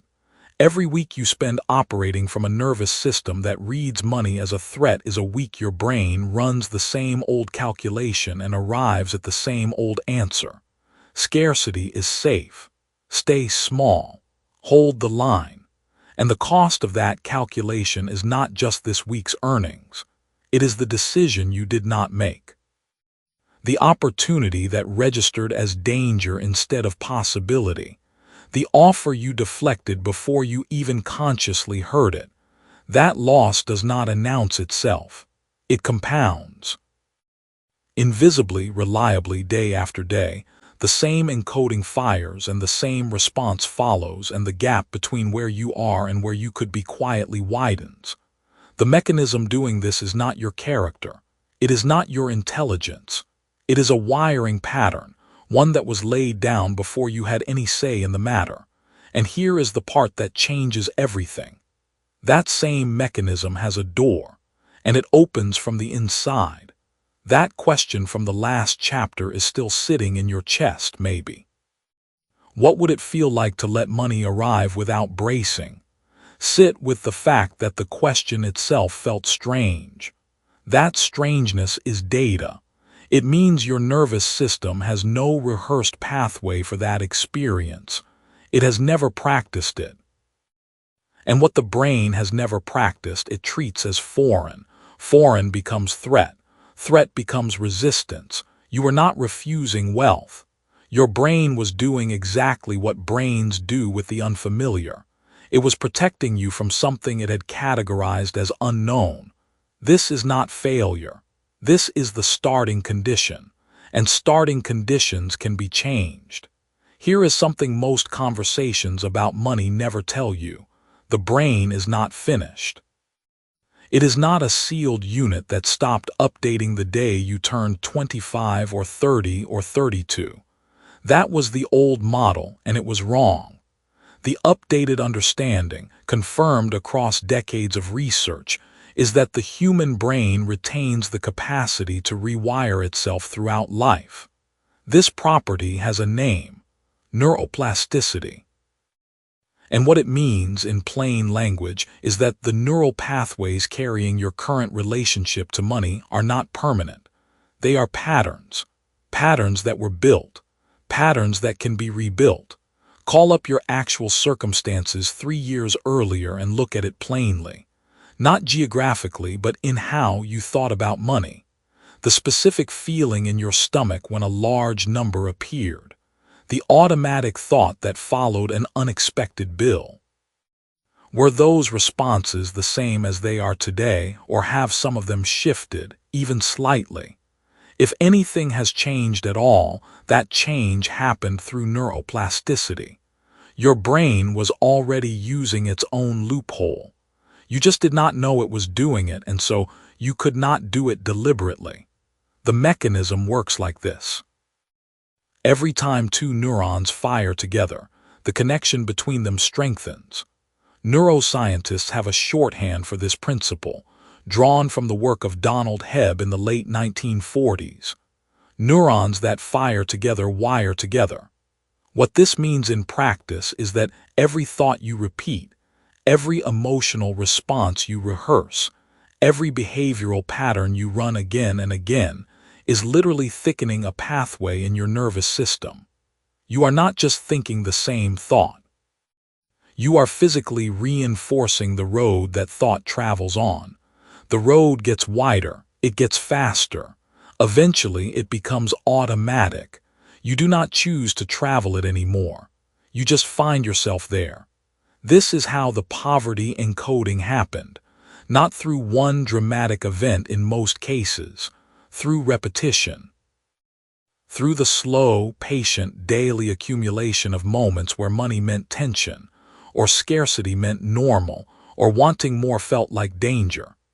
Each repetition deepened the groove. Each emotional charge around the thought added more myelin to the pathway, insulating it, speeding it up, making it the brain's first and fastest option. The body kept the ledger, entry by entry, until the ledger became the default. Now here is the revelation that changes the direction of everything. The same mechanism that encoded it can erase it, not around it, not by suppressing it, by replacing it, pathway by pathway, repetition by repetition, using the exact same biological process that built the original wiring. The brain cannot distinguish direction. It does not care whether the pathway it is building leads toward financial safety or away from it.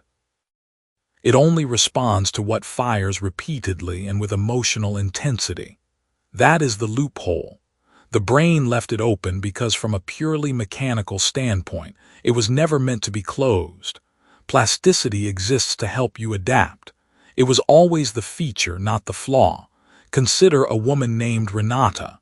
She grew up watching her mother count coins at the kitchen table every Friday evening before paying the week's bills. The counting was always quiet, careful. The atmosphere in the room was the same every time, tight, concentrated, tinged with the low-level anxiety of not knowing if the numbers would add up. Renata was not taught that money was scarce. She absorbed it through the air of those Friday evenings. She encoded it through her nervous system the way children encode everything, sensorially, emotionally, below the level of language. By the time she was 28 and earning a salary she could not have imagined as a child, she still felt that Friday evening tightness every time she opened a banking app. She was not being irrational. She was running a fully intact neurological program that had been reinforced hundreds of times across her childhood. The program was working perfectly. It was just solving a problem that no longer existed. Renata did not need therapy to decode her past. She needed repetition in a new direction. She needed to fire new circuits often enough, and with enough emotional engagement, that the new pathway started competing with the old one for speed, not replacing it overnight. Competing with it day after day until the new road became the faster road, until the brain, always looking for efficiency, began routing its signals down the newer, more traveled path. What happened to Renata over the course of several months was not dramatic. It was incremental, and then it was permanent. The question you may be holding right now is, what counts as the right kind of repetition? What exactly do you repeat and how? This is the question this chapter is building toward, and the answer is more precise than most people expect. The 21-day repetition protocol begins with one foundational act, not visualization in the vague sense, not reciting affirmations you do not believe. The protocol is built around a specific daily practice with 3 components, and the sequence matters as much as the content. The first component is recall. Before you do anything else each morning, you spend 2 to 3 minutes recalling a moment, any moment, when money arrived and you felt, even briefly, something other than fear. It does not have to be a large amount. It does not have to be recent. A gift at age 12. A bonus that felt genuinely good for 20 minutes before the anxiety returned. A refund that arrived at exactly the right time. The brain does not require the memory to be significant. It requires the memory to carry genuine emotional charge, because emotional charge is what drives the myelin. The second component is recognition. You identify one current financial reality in your life that is objectively not a crisis, even if it does not feel like enough. Not positive thinking, accurate thinking. The rent was paid, there is food, the account is not at zero. The nervous system that learned scarcity is fluent in threat. You are teaching it to also read evidence of safety. Not to deny the threat, but to hold both in view until safety starts registering with the same speed as danger. The third component is the hardest and the most important: physical stillness while doing the first 2. Sit without the phone, without movement, without tasks competing for your attention. The brain encodes most deeply when the body is calm and the attention is focused. This is not meditation, though it resembles it. It is neurological rehearsal.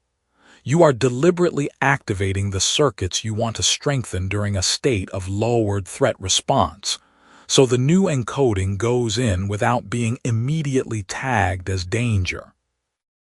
21 days is not a magic number. It is a threshold. Research on habit formation suggests that 3 weeks of consistent, emotionally engaged repetition is enough to create a measurable change in the strength of a neural pathway. Not completion, not full replacement, but enough of a change that you will feel the difference. And feeling the difference is itself the next data point that the new pathway is real and usable and yours. The smoke detector analogy from earlier in this book asked you to imagine your brain's alarm system misfiring, treating the arrival of wealth like smoke in a room where there is no fire. The alarm was encoded, not chosen. The alarm fires on arrival, but an alarm is a mechanism, and mechanisms can be reprogrammed. The alarm did not know it was a loophole. You do. That is the only difference required. You do not have to be smarter than your brain. You only have to use it in the direction it was always designed to go, toward whatever you repeatedly, emotionally, and consistently tell it is safe. Before long, we turn toward an argument about willpower and wealth building that cuts across the standard story. Once that becomes real to you, it reshapes how you act every single day. For now, hold this. The wiring that made poverty feel like home was not your fault, and it is not your ceiling. The same biology that built the wall is the biology you will use to walk through it. The brain did not lock the door. It never did. You were just never told where the door was. Repetition is not practice. Repetition is construction. Chapter 11. Rehearse arrival until the alarm goes silent. Rehearsing wealth in your mind before you have it is not wishful thinking. It sounds like that, especially if someone once told you that daydreaming about money was how broke people stayed broke. But that was wrong, not slightly wrong, fundamentally, neurologically wrong. The brain does not distinguish between a vividly imagined experience and a real one in any way that matters to your threat response. That one fact changes everything about how you prepare to receive what you are working toward. One unresolved question sits at the center of this chapter through everything that follows. Not in a few paragraphs, but fully, with a protocol you can use tonight. The question is this: if your nervous system fires an alarm every time wealth gets close, how do you teach the alarm that safety is what is coming? You already know the alarm is real. You have felt it, the tightening, the sudden urge to sabotage or delay or explain away good news. The body keeps the ledger. Right now its ledger says incoming resources equal danger. That is what gets built across years of encoded experience. And what gets built can be rebuilt. That process starts with rehearsal. Repetition is not practice. Repetition is construction. What you rehearse, you wire. What you wire becomes your nervous system's default expectation. The question is never whether you are rehearsing. You are always rehearsing something. The only question is what. Bring to mind your actual circumstances 3 years earlier and look at it plainly. Not financially, not logistically. Emotionally. What did security feel like in your body? Did you know what it felt like to sit with incoming good news without immediately bracing for the catch? If you struggle to answer that, you are not alone. Most people raised without consistent financial safety never developed a felt sense of arrival. They developed a felt sense of almost. And almost is what the nervous system will keep producing until you interrupt it at the level where it lives. Here is the open loop I want you to hold. There is a specific moment in this protocol where almost everything shifts. It is not the moment you expect. People who go through this process assume the shift happens when they visualize the money. It does not. That moment comes later in this chapter, and when you reach it, you will understand why the visualization itself is only the first third of what actually works. The woman who showed me this most clearly was named Diana. She was 31, working as a project manager at a logistics company in a mid-sized city in Ohio. She made good money by most measures. Not great money. Good money. Enough that she could have been saving aggressively, building something, moving toward the numbers she said she wanted. But every time she got close to a real financial inflection point, something happened. A promotion would come through, and within 6 weeks she would have a new car payment she did not need. A bonus would land, and within a month the checking account looked exactly like it always had. She was not careless. She tracked her expenses. She read the right books. She told herself she had bad luck with timing. What she did not know was that the timing was not the problem. Her nervous system had a ceiling, and every time she approached it, the alarm fired. When Diana first tried visualizing herself with the money she wanted, she felt nothing useful. She saw the numbers in her head. She imagined a nicer apartment. She felt the brief warmth of the image, and then, underneath it, a quiet hum of anxiety she could not explain. She assumed she was doing it wrong. She was not doing it wrong. She was doing it incomplete. This is where most people stop and why most visualization advice fails. Seeing the outcome is not the protocol. The protocol is teaching your nervous system that the outcome is safe. Those are entirely different instructions. Here is what actually works. I am going to walk through this in 4 distinct stages because the order matters as much as the content. The first stage is physical grounding before anything else. Before you imagine a single dollar, before you construct any mental picture, you settle your body, feet flat, breath slow. The exhale slightly longer than the inhale. You are not doing this to relax. You are doing it to establish a baseline signal. You are telling your brainstem before the scenario even begins that right now there is no emergency. This takes about 90 seconds. Most people skip it. Skipping it means you bring your current threat state into the rehearsal, and then you rehearse threat. You are constructing the wrong thing. The second stage is approach, not arrival. This is the part people reverse. Instead of jumping immediately to having the wealth, you rehearse the moment just before. You imagine seeing a number in your account that is larger than usual. You do not rush past that image, you stay in it. You notice what happens in your chest, in your stomach. If the alarm fires, you do not fight it, you breathe and you stay. You are not forcing calm. You are staying present with discomfort at a safe distance from actual threat. This is the exposure. This is what changes the encoding. Think of it the way a doctor thinks about desensitization therapy. You do not hand someone with a severe allergy a full dose on day one. You give them micro-exposures. Enough to trigger a mild response, not enough to cause a crisis. Over time, the immune system learns that the trigger is not a threat. Your nervous system works the same way. The financial alarm is exactly the same mechanism as any other threat response. Encoded, not chosen, which means it responds to the same reprogramming logic. The third stage is where the real shift lies. This is the moment I mentioned earlier, the one you do not expect. After you have sat with the approach image and let your breathing slow through the discomfort, you shift the image 1 degree further. Not to luxury, not to status, to ordinary safety. You imagine yourself paying a bill without checking the balance first. You imagine buying something practical and feeling nothing remarkable about it. No relief, no guilt, just normal. This is the image the nervous system needs most. Not the mansion, not the vacation, the feeling of money being boring. Here is the truth about people for whom wealth is neurologically congruent. They are not more excited about money than you are. They are less excited. They are calmer.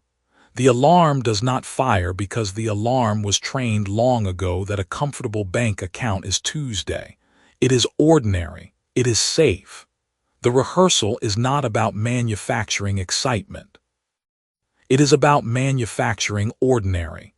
Diana discovered this on her 4th session of deliberate rehearsal. She had been sitting with the approach image, noticing the familiar hum of anxiety breathing through it. And then on that 4th session, she let herself imagine something small, not a number, a Tuesday morning, coffee, rent paid 3 weeks ago. No mental math, just a morning. For the first time, she felt something she later described as quiet, not happy, not victorious, quiet. Her nervous system for 4 minutes experienced wealth as background noise rather than an incoming alarm. She cried afterward and could not explain why. The body keeps the ledger. When the ledger gets corrected, something releases. The 4th stage is the consolidation. After the rehearsal, before you re-enter your regular day, you make one factual statement about what you just experienced, not an affirmation, a statement of observed fact, something like, I sat with the image of financial safety and my breathing slowed before the session ended. Or, the alarm fired and then it softened. You are creating a memory trace that your brain can reference. You are telling the recording mechanism that this happened, that you survived it, that the ending was calm. That trace becomes part of the construction. Over sessions, it becomes part of the architecture. This is the full protocol: physical grounding, approach exposure, ordinary safety image, factual consolidation, 4 stages. The whole thing takes 12 to 15 minutes. The research behind somatic exposure practice suggests that consistent repetition over 3 to 4 weeks produces measurable changes in threat response thresholds. Not hope, not theory, measurable. But here is what this chapter will not let you bypass. The protocol only works if you show up for it when the alarm is mildest, not when you are in crisis, not the night before a financial decision you are afraid of. The work happens in calm moments because that is when the construction is cleanest. You rehearse arrival before arrival is urgent so that when it comes, the alarm does not have a fresh trigger to catch. Now close the loop with me. You asked at the start of this chapter how you teach the alarm that safety is what is coming. The answer is not intellectual. You cannot think your way past a threat response. You can only expose your way past it, slowly, deliberately. In the felt sense, not the conceptual one. You teach the alarm not by arguing with it, but by staying present through its signals until it has nothing left to say. Down the line in this book, we turn toward an argument about identity and financial behavior that cuts across the standard story. When that idea snaps into focus, it reshapes how you act. That is coming. What you are building right now through this rehearsal protocol is the nervous system foundation that makes that identity shift actually stick. Without this, the identity work is just language. With this, it becomes biology. Diana still works in logistics. She also has 18 months of clean savings history and a number in her account she used to think was for other people. She did not get lucky. She got boring. She made financial safety feel like Tuesday.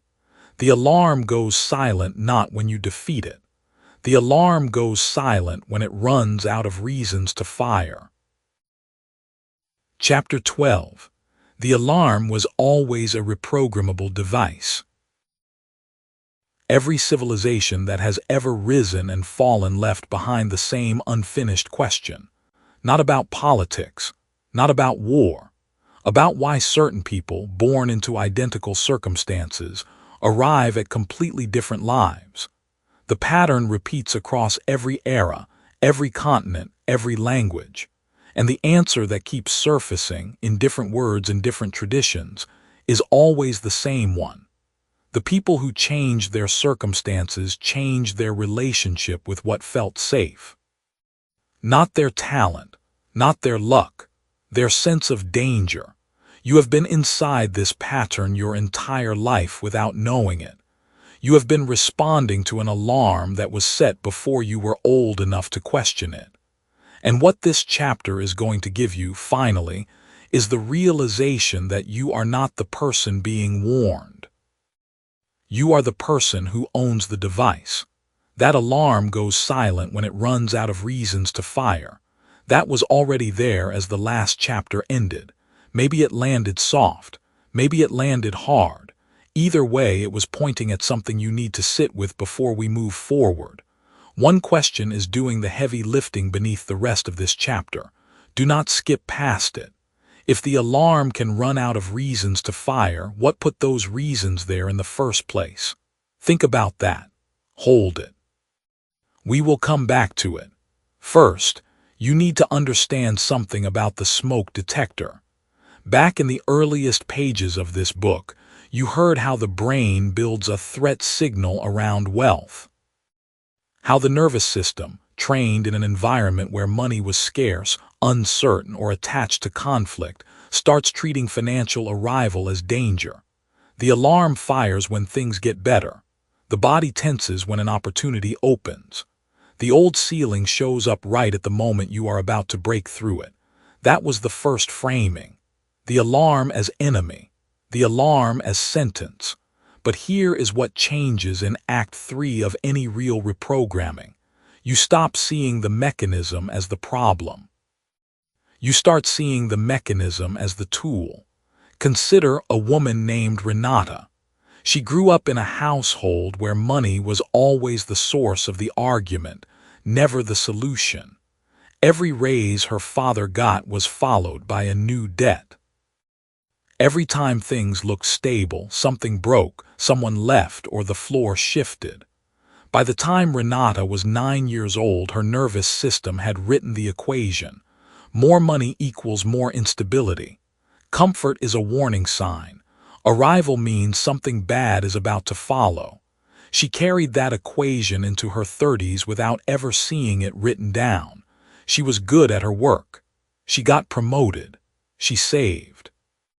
And every single time she crossed a new financial threshold, something in her would create a disruption. She would pick a fight with her partner. She would make an impulsive purchase that set her back. She would find a reason to sabotage the client relationship that was about to change everything. She did not think she was doing this on purpose. She was not. Her alarm was doing it for her. Then one evening she was sitting alone, after a version of this exact pattern had played out again, and she said out loud to no one, "Why does this keep happening at the same moment?" That single question changed the shape of everything. The moment you ask, "Why does this keep happening at the same moment?" you have already moved.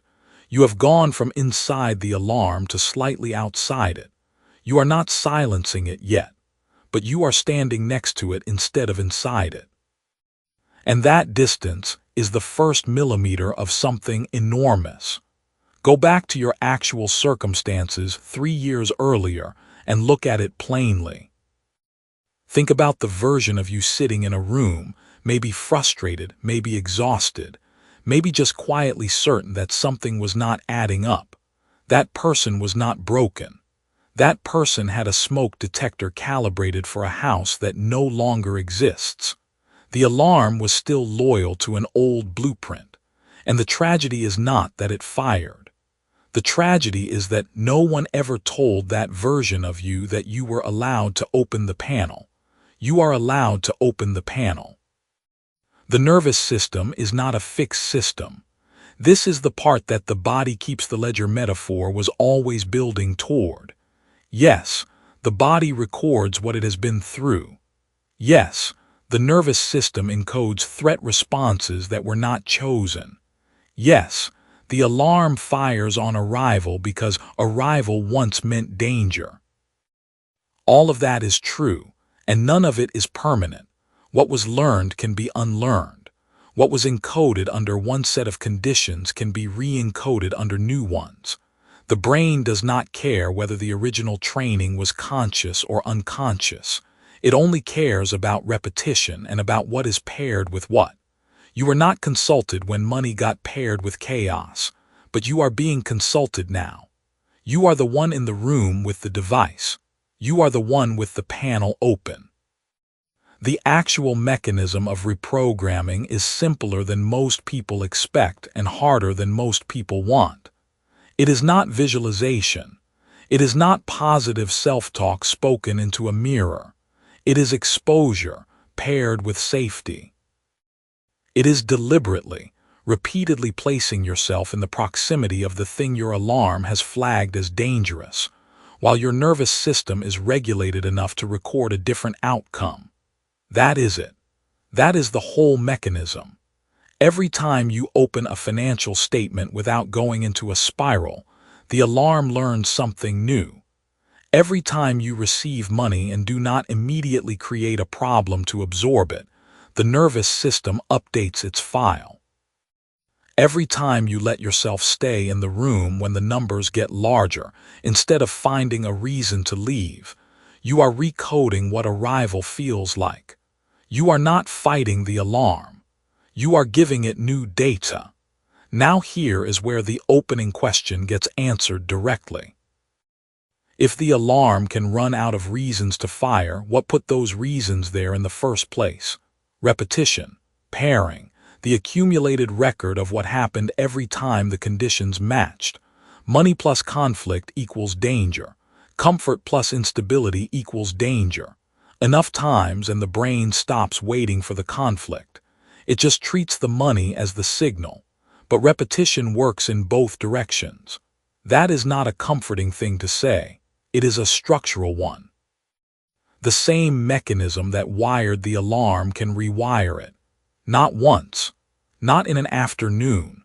Over time, with enough new pairings, the nervous system will start to register wealth as home instead of threat. Not because you convinced yourself. Because you showed your body something different repeatedly until it believed you. Renata eventually understood this. Not in a single conversation, but across several months of small, deliberate actions. She started letting good months be good months without manufacturing a crisis. She started sitting with the discomfort of stability instead of running from it. The discomfort did not disappear, but it changed shape. It became familiar in a different way. The alarm still fired sometimes, but she was standing next to it now, not inside it. She would notice it, name it, and stay in the room anyway. That is the entire practice. Notice, name, stay. The smoke detector was never the enemy. It was built to protect you by a version of you that needed protecting in a world that is no longer the whole world you live in. It was loyal. It was precise. It did exactly what it was designed to do. And now you are the one who gets to redesign it. What the nervous system learned as threat, it can relearn as home. The alarm is yours to reset. And the next question is, what will you pair with wealth starting now? Chapter 13. Wealthy people were just reprogrammed earlier. You have done the work. You have read this far, thought this hard, sat with ideas that most people never even encounter. And somewhere underneath all of that effort there is still a voice. It says, maybe this applies to other people but not quite to you. Maybe the rewiring is possible in theory. Maybe someone else's nervous system is more correctable, more willing, more ready. That voice is not laziness. It is not weakness.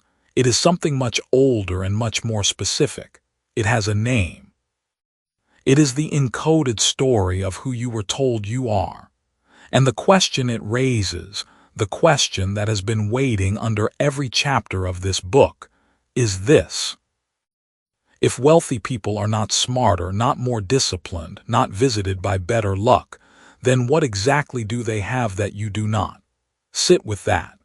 Because the answer is not nearly as familiar than the standard story would predict. And once you hear it, you will not be able to see wealthy people the same way again. The alarm is yours to reset. The last chapter left you there, standing at the edge of that possibility. And the next question, the one this chapter is built to answer, is where the alarm came from in the first place. Picture two children born in the same year, same city, same general zip code of human potential. Call the first one Marcus. He grows up in a house where money is discussed the way weather is discussed, as a natural, manageable condition of daily life. His father pays a bill at the kitchen table and says, "Good, that is handled." His mother opens a savings statement and nods with quiet satisfaction. Nobody celebrates. Nobody panics. Money moves through the house the way water moves through pipes.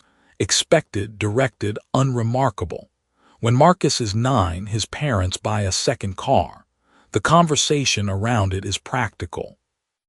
They weighed the cost, they chose the timing, they acted. No drama, no guilt. Marcus does not think of himself as learning anything. He is just living. Now picture the second child. Call her Diane. Same year, same city. But in her house, money arrives like weather too, except in her house, weather means storms. A bill on the counter means tension before dinner. An unexpected expense means voices raised behind a closed door. When something good happens financially, it is met with relief so intense it almost looks like grief. Because everyone in that house knows the good times are temporary. The drop is coming. Diane learns, without a single lesson being taught, that money is the thing that determines how safe today feels. Her nervous system catalogs every signal. It builds a map. She does not think of herself as learning anything either. She is just living. Here is what matters. Marcus did not earn his encoding. He did not choose to grow up in a house where financial calm was the ambient temperature. He did not decide that wealth would feel familiar, that security would feel like home, that his nervous system would interpret a growing bank account as confirmation that everything is fine. That happened to him. It was installed before he had any opinion about it. By the time he was 12, his body already knew that money and safety belonged in the same sentence. Not because he was stronger, because he was earlier. Think about where you were at 12. Not your dreams, not what you hoped for. What did money feel like in the house you came from? What was the energy in the room when the subject came up? That feeling, whatever it was, became data. Your nervous system did not judge it, did not filter it. It simply encoded it as the definition of normal. And normal, as this book has argued from the beginning, is the thing your brain will spend the rest of your life protecting. This is the part where some people get angry, and the anger makes sense, because it feels like the deck was stacked before you sat down at the table. If Marcus got a head start on his nervous system encoding, if Diane spent decades trying to override programming she never chose, then what exactly is fair about any of this? Nothing. Nothing about it is fair. But fair is not the question that moves you forward. The question that moves you forward is this: does earlier encoding mean permanent encoding? No, it does not. Here is what the neuroscience actually shows. The brain does not finish encoding its threat responses in childhood and then lock the door. It continues revising based on repeated experience. It continues updating its map of what is safe and what is dangerous, based on evidence it accumulates over time. The smoke detector analogy from earlier in this book, that alarm that fires when wealth arrives, as though wealth itself is the threat, was never a permanent fixture. It was installed by repetition, and it can be revised by repetition. The difference between Marcus and Diane is not what their brains are capable of. It is what their brains were repeatedly shown. Timing is not destiny. Timing is just a starting point on a line that is still being drawn. There is a woman named Clara who grew up in a house much closer to Diane's than to Marcus's. She told this story clearly once. By her late 20s, she had read 3 books on investing, opened 2 savings accounts she eventually drained, and started her own small business twice.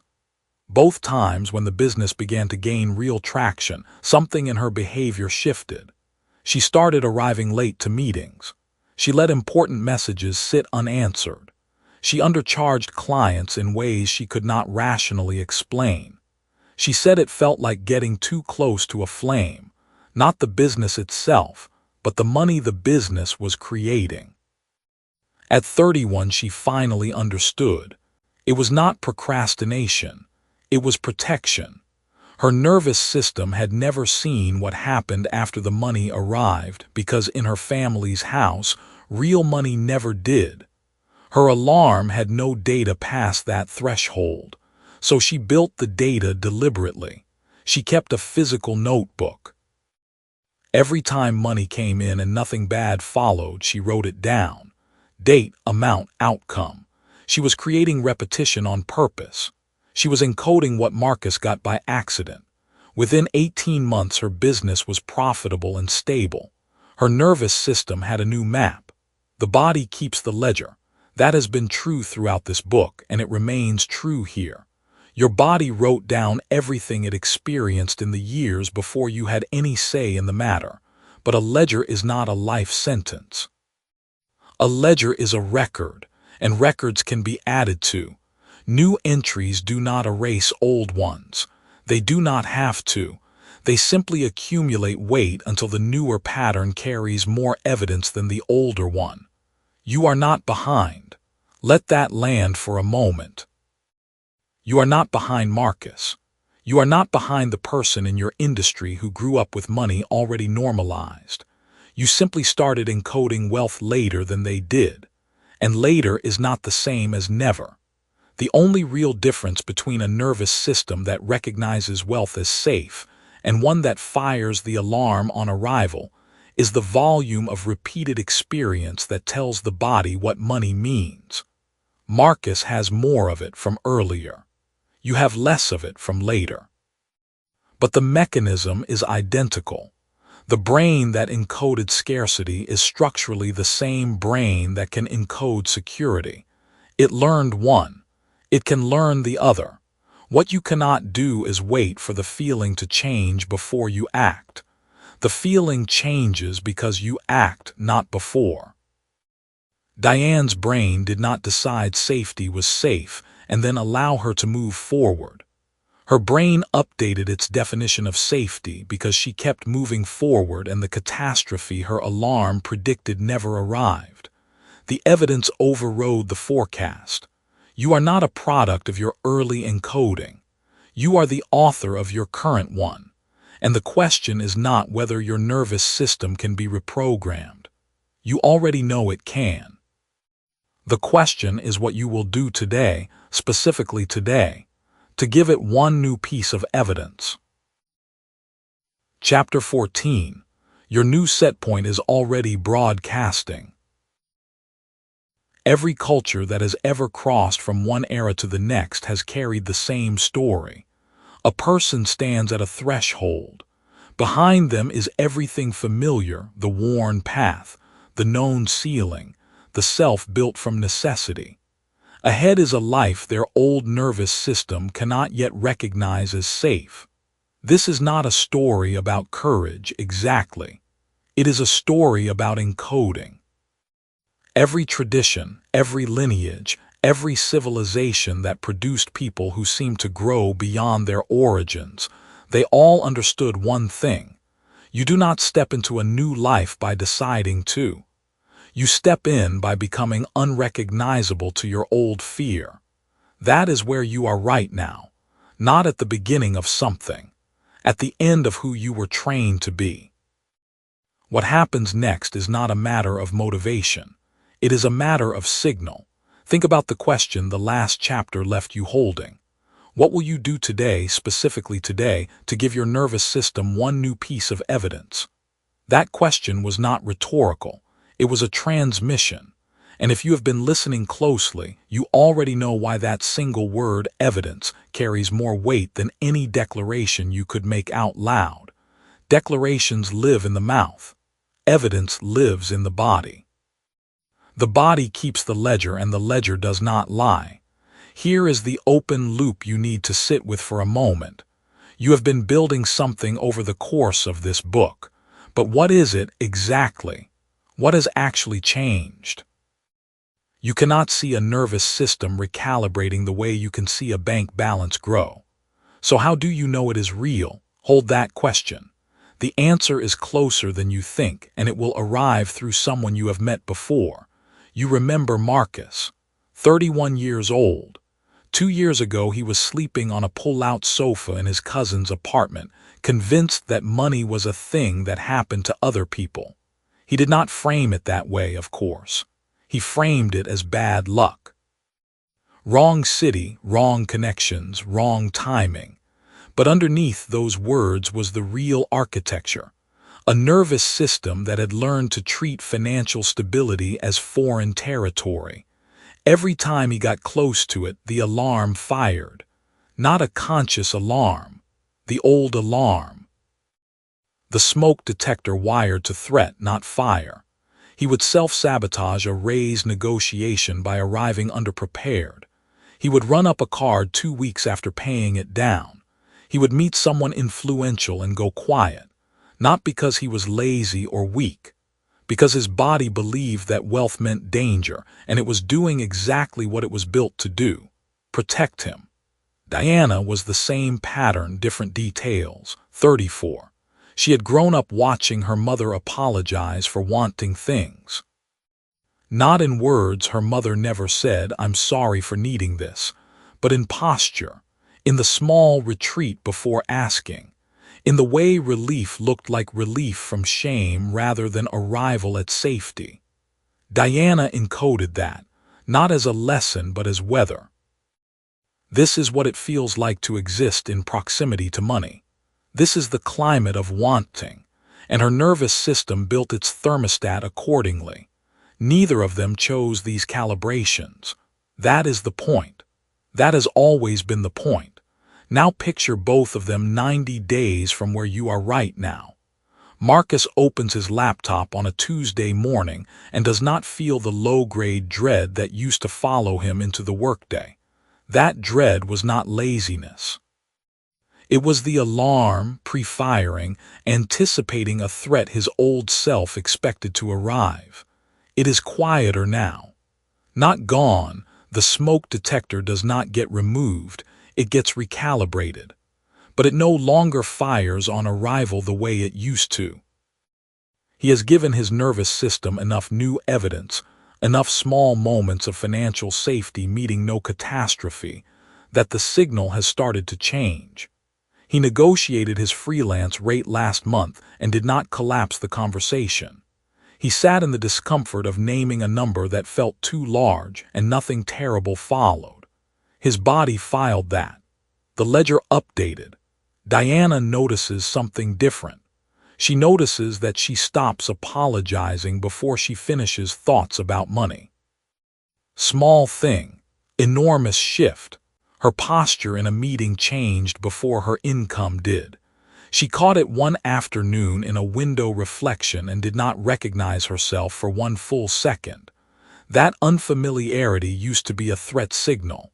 Now it is a coordinate. Her nervous system is mapping new terrain.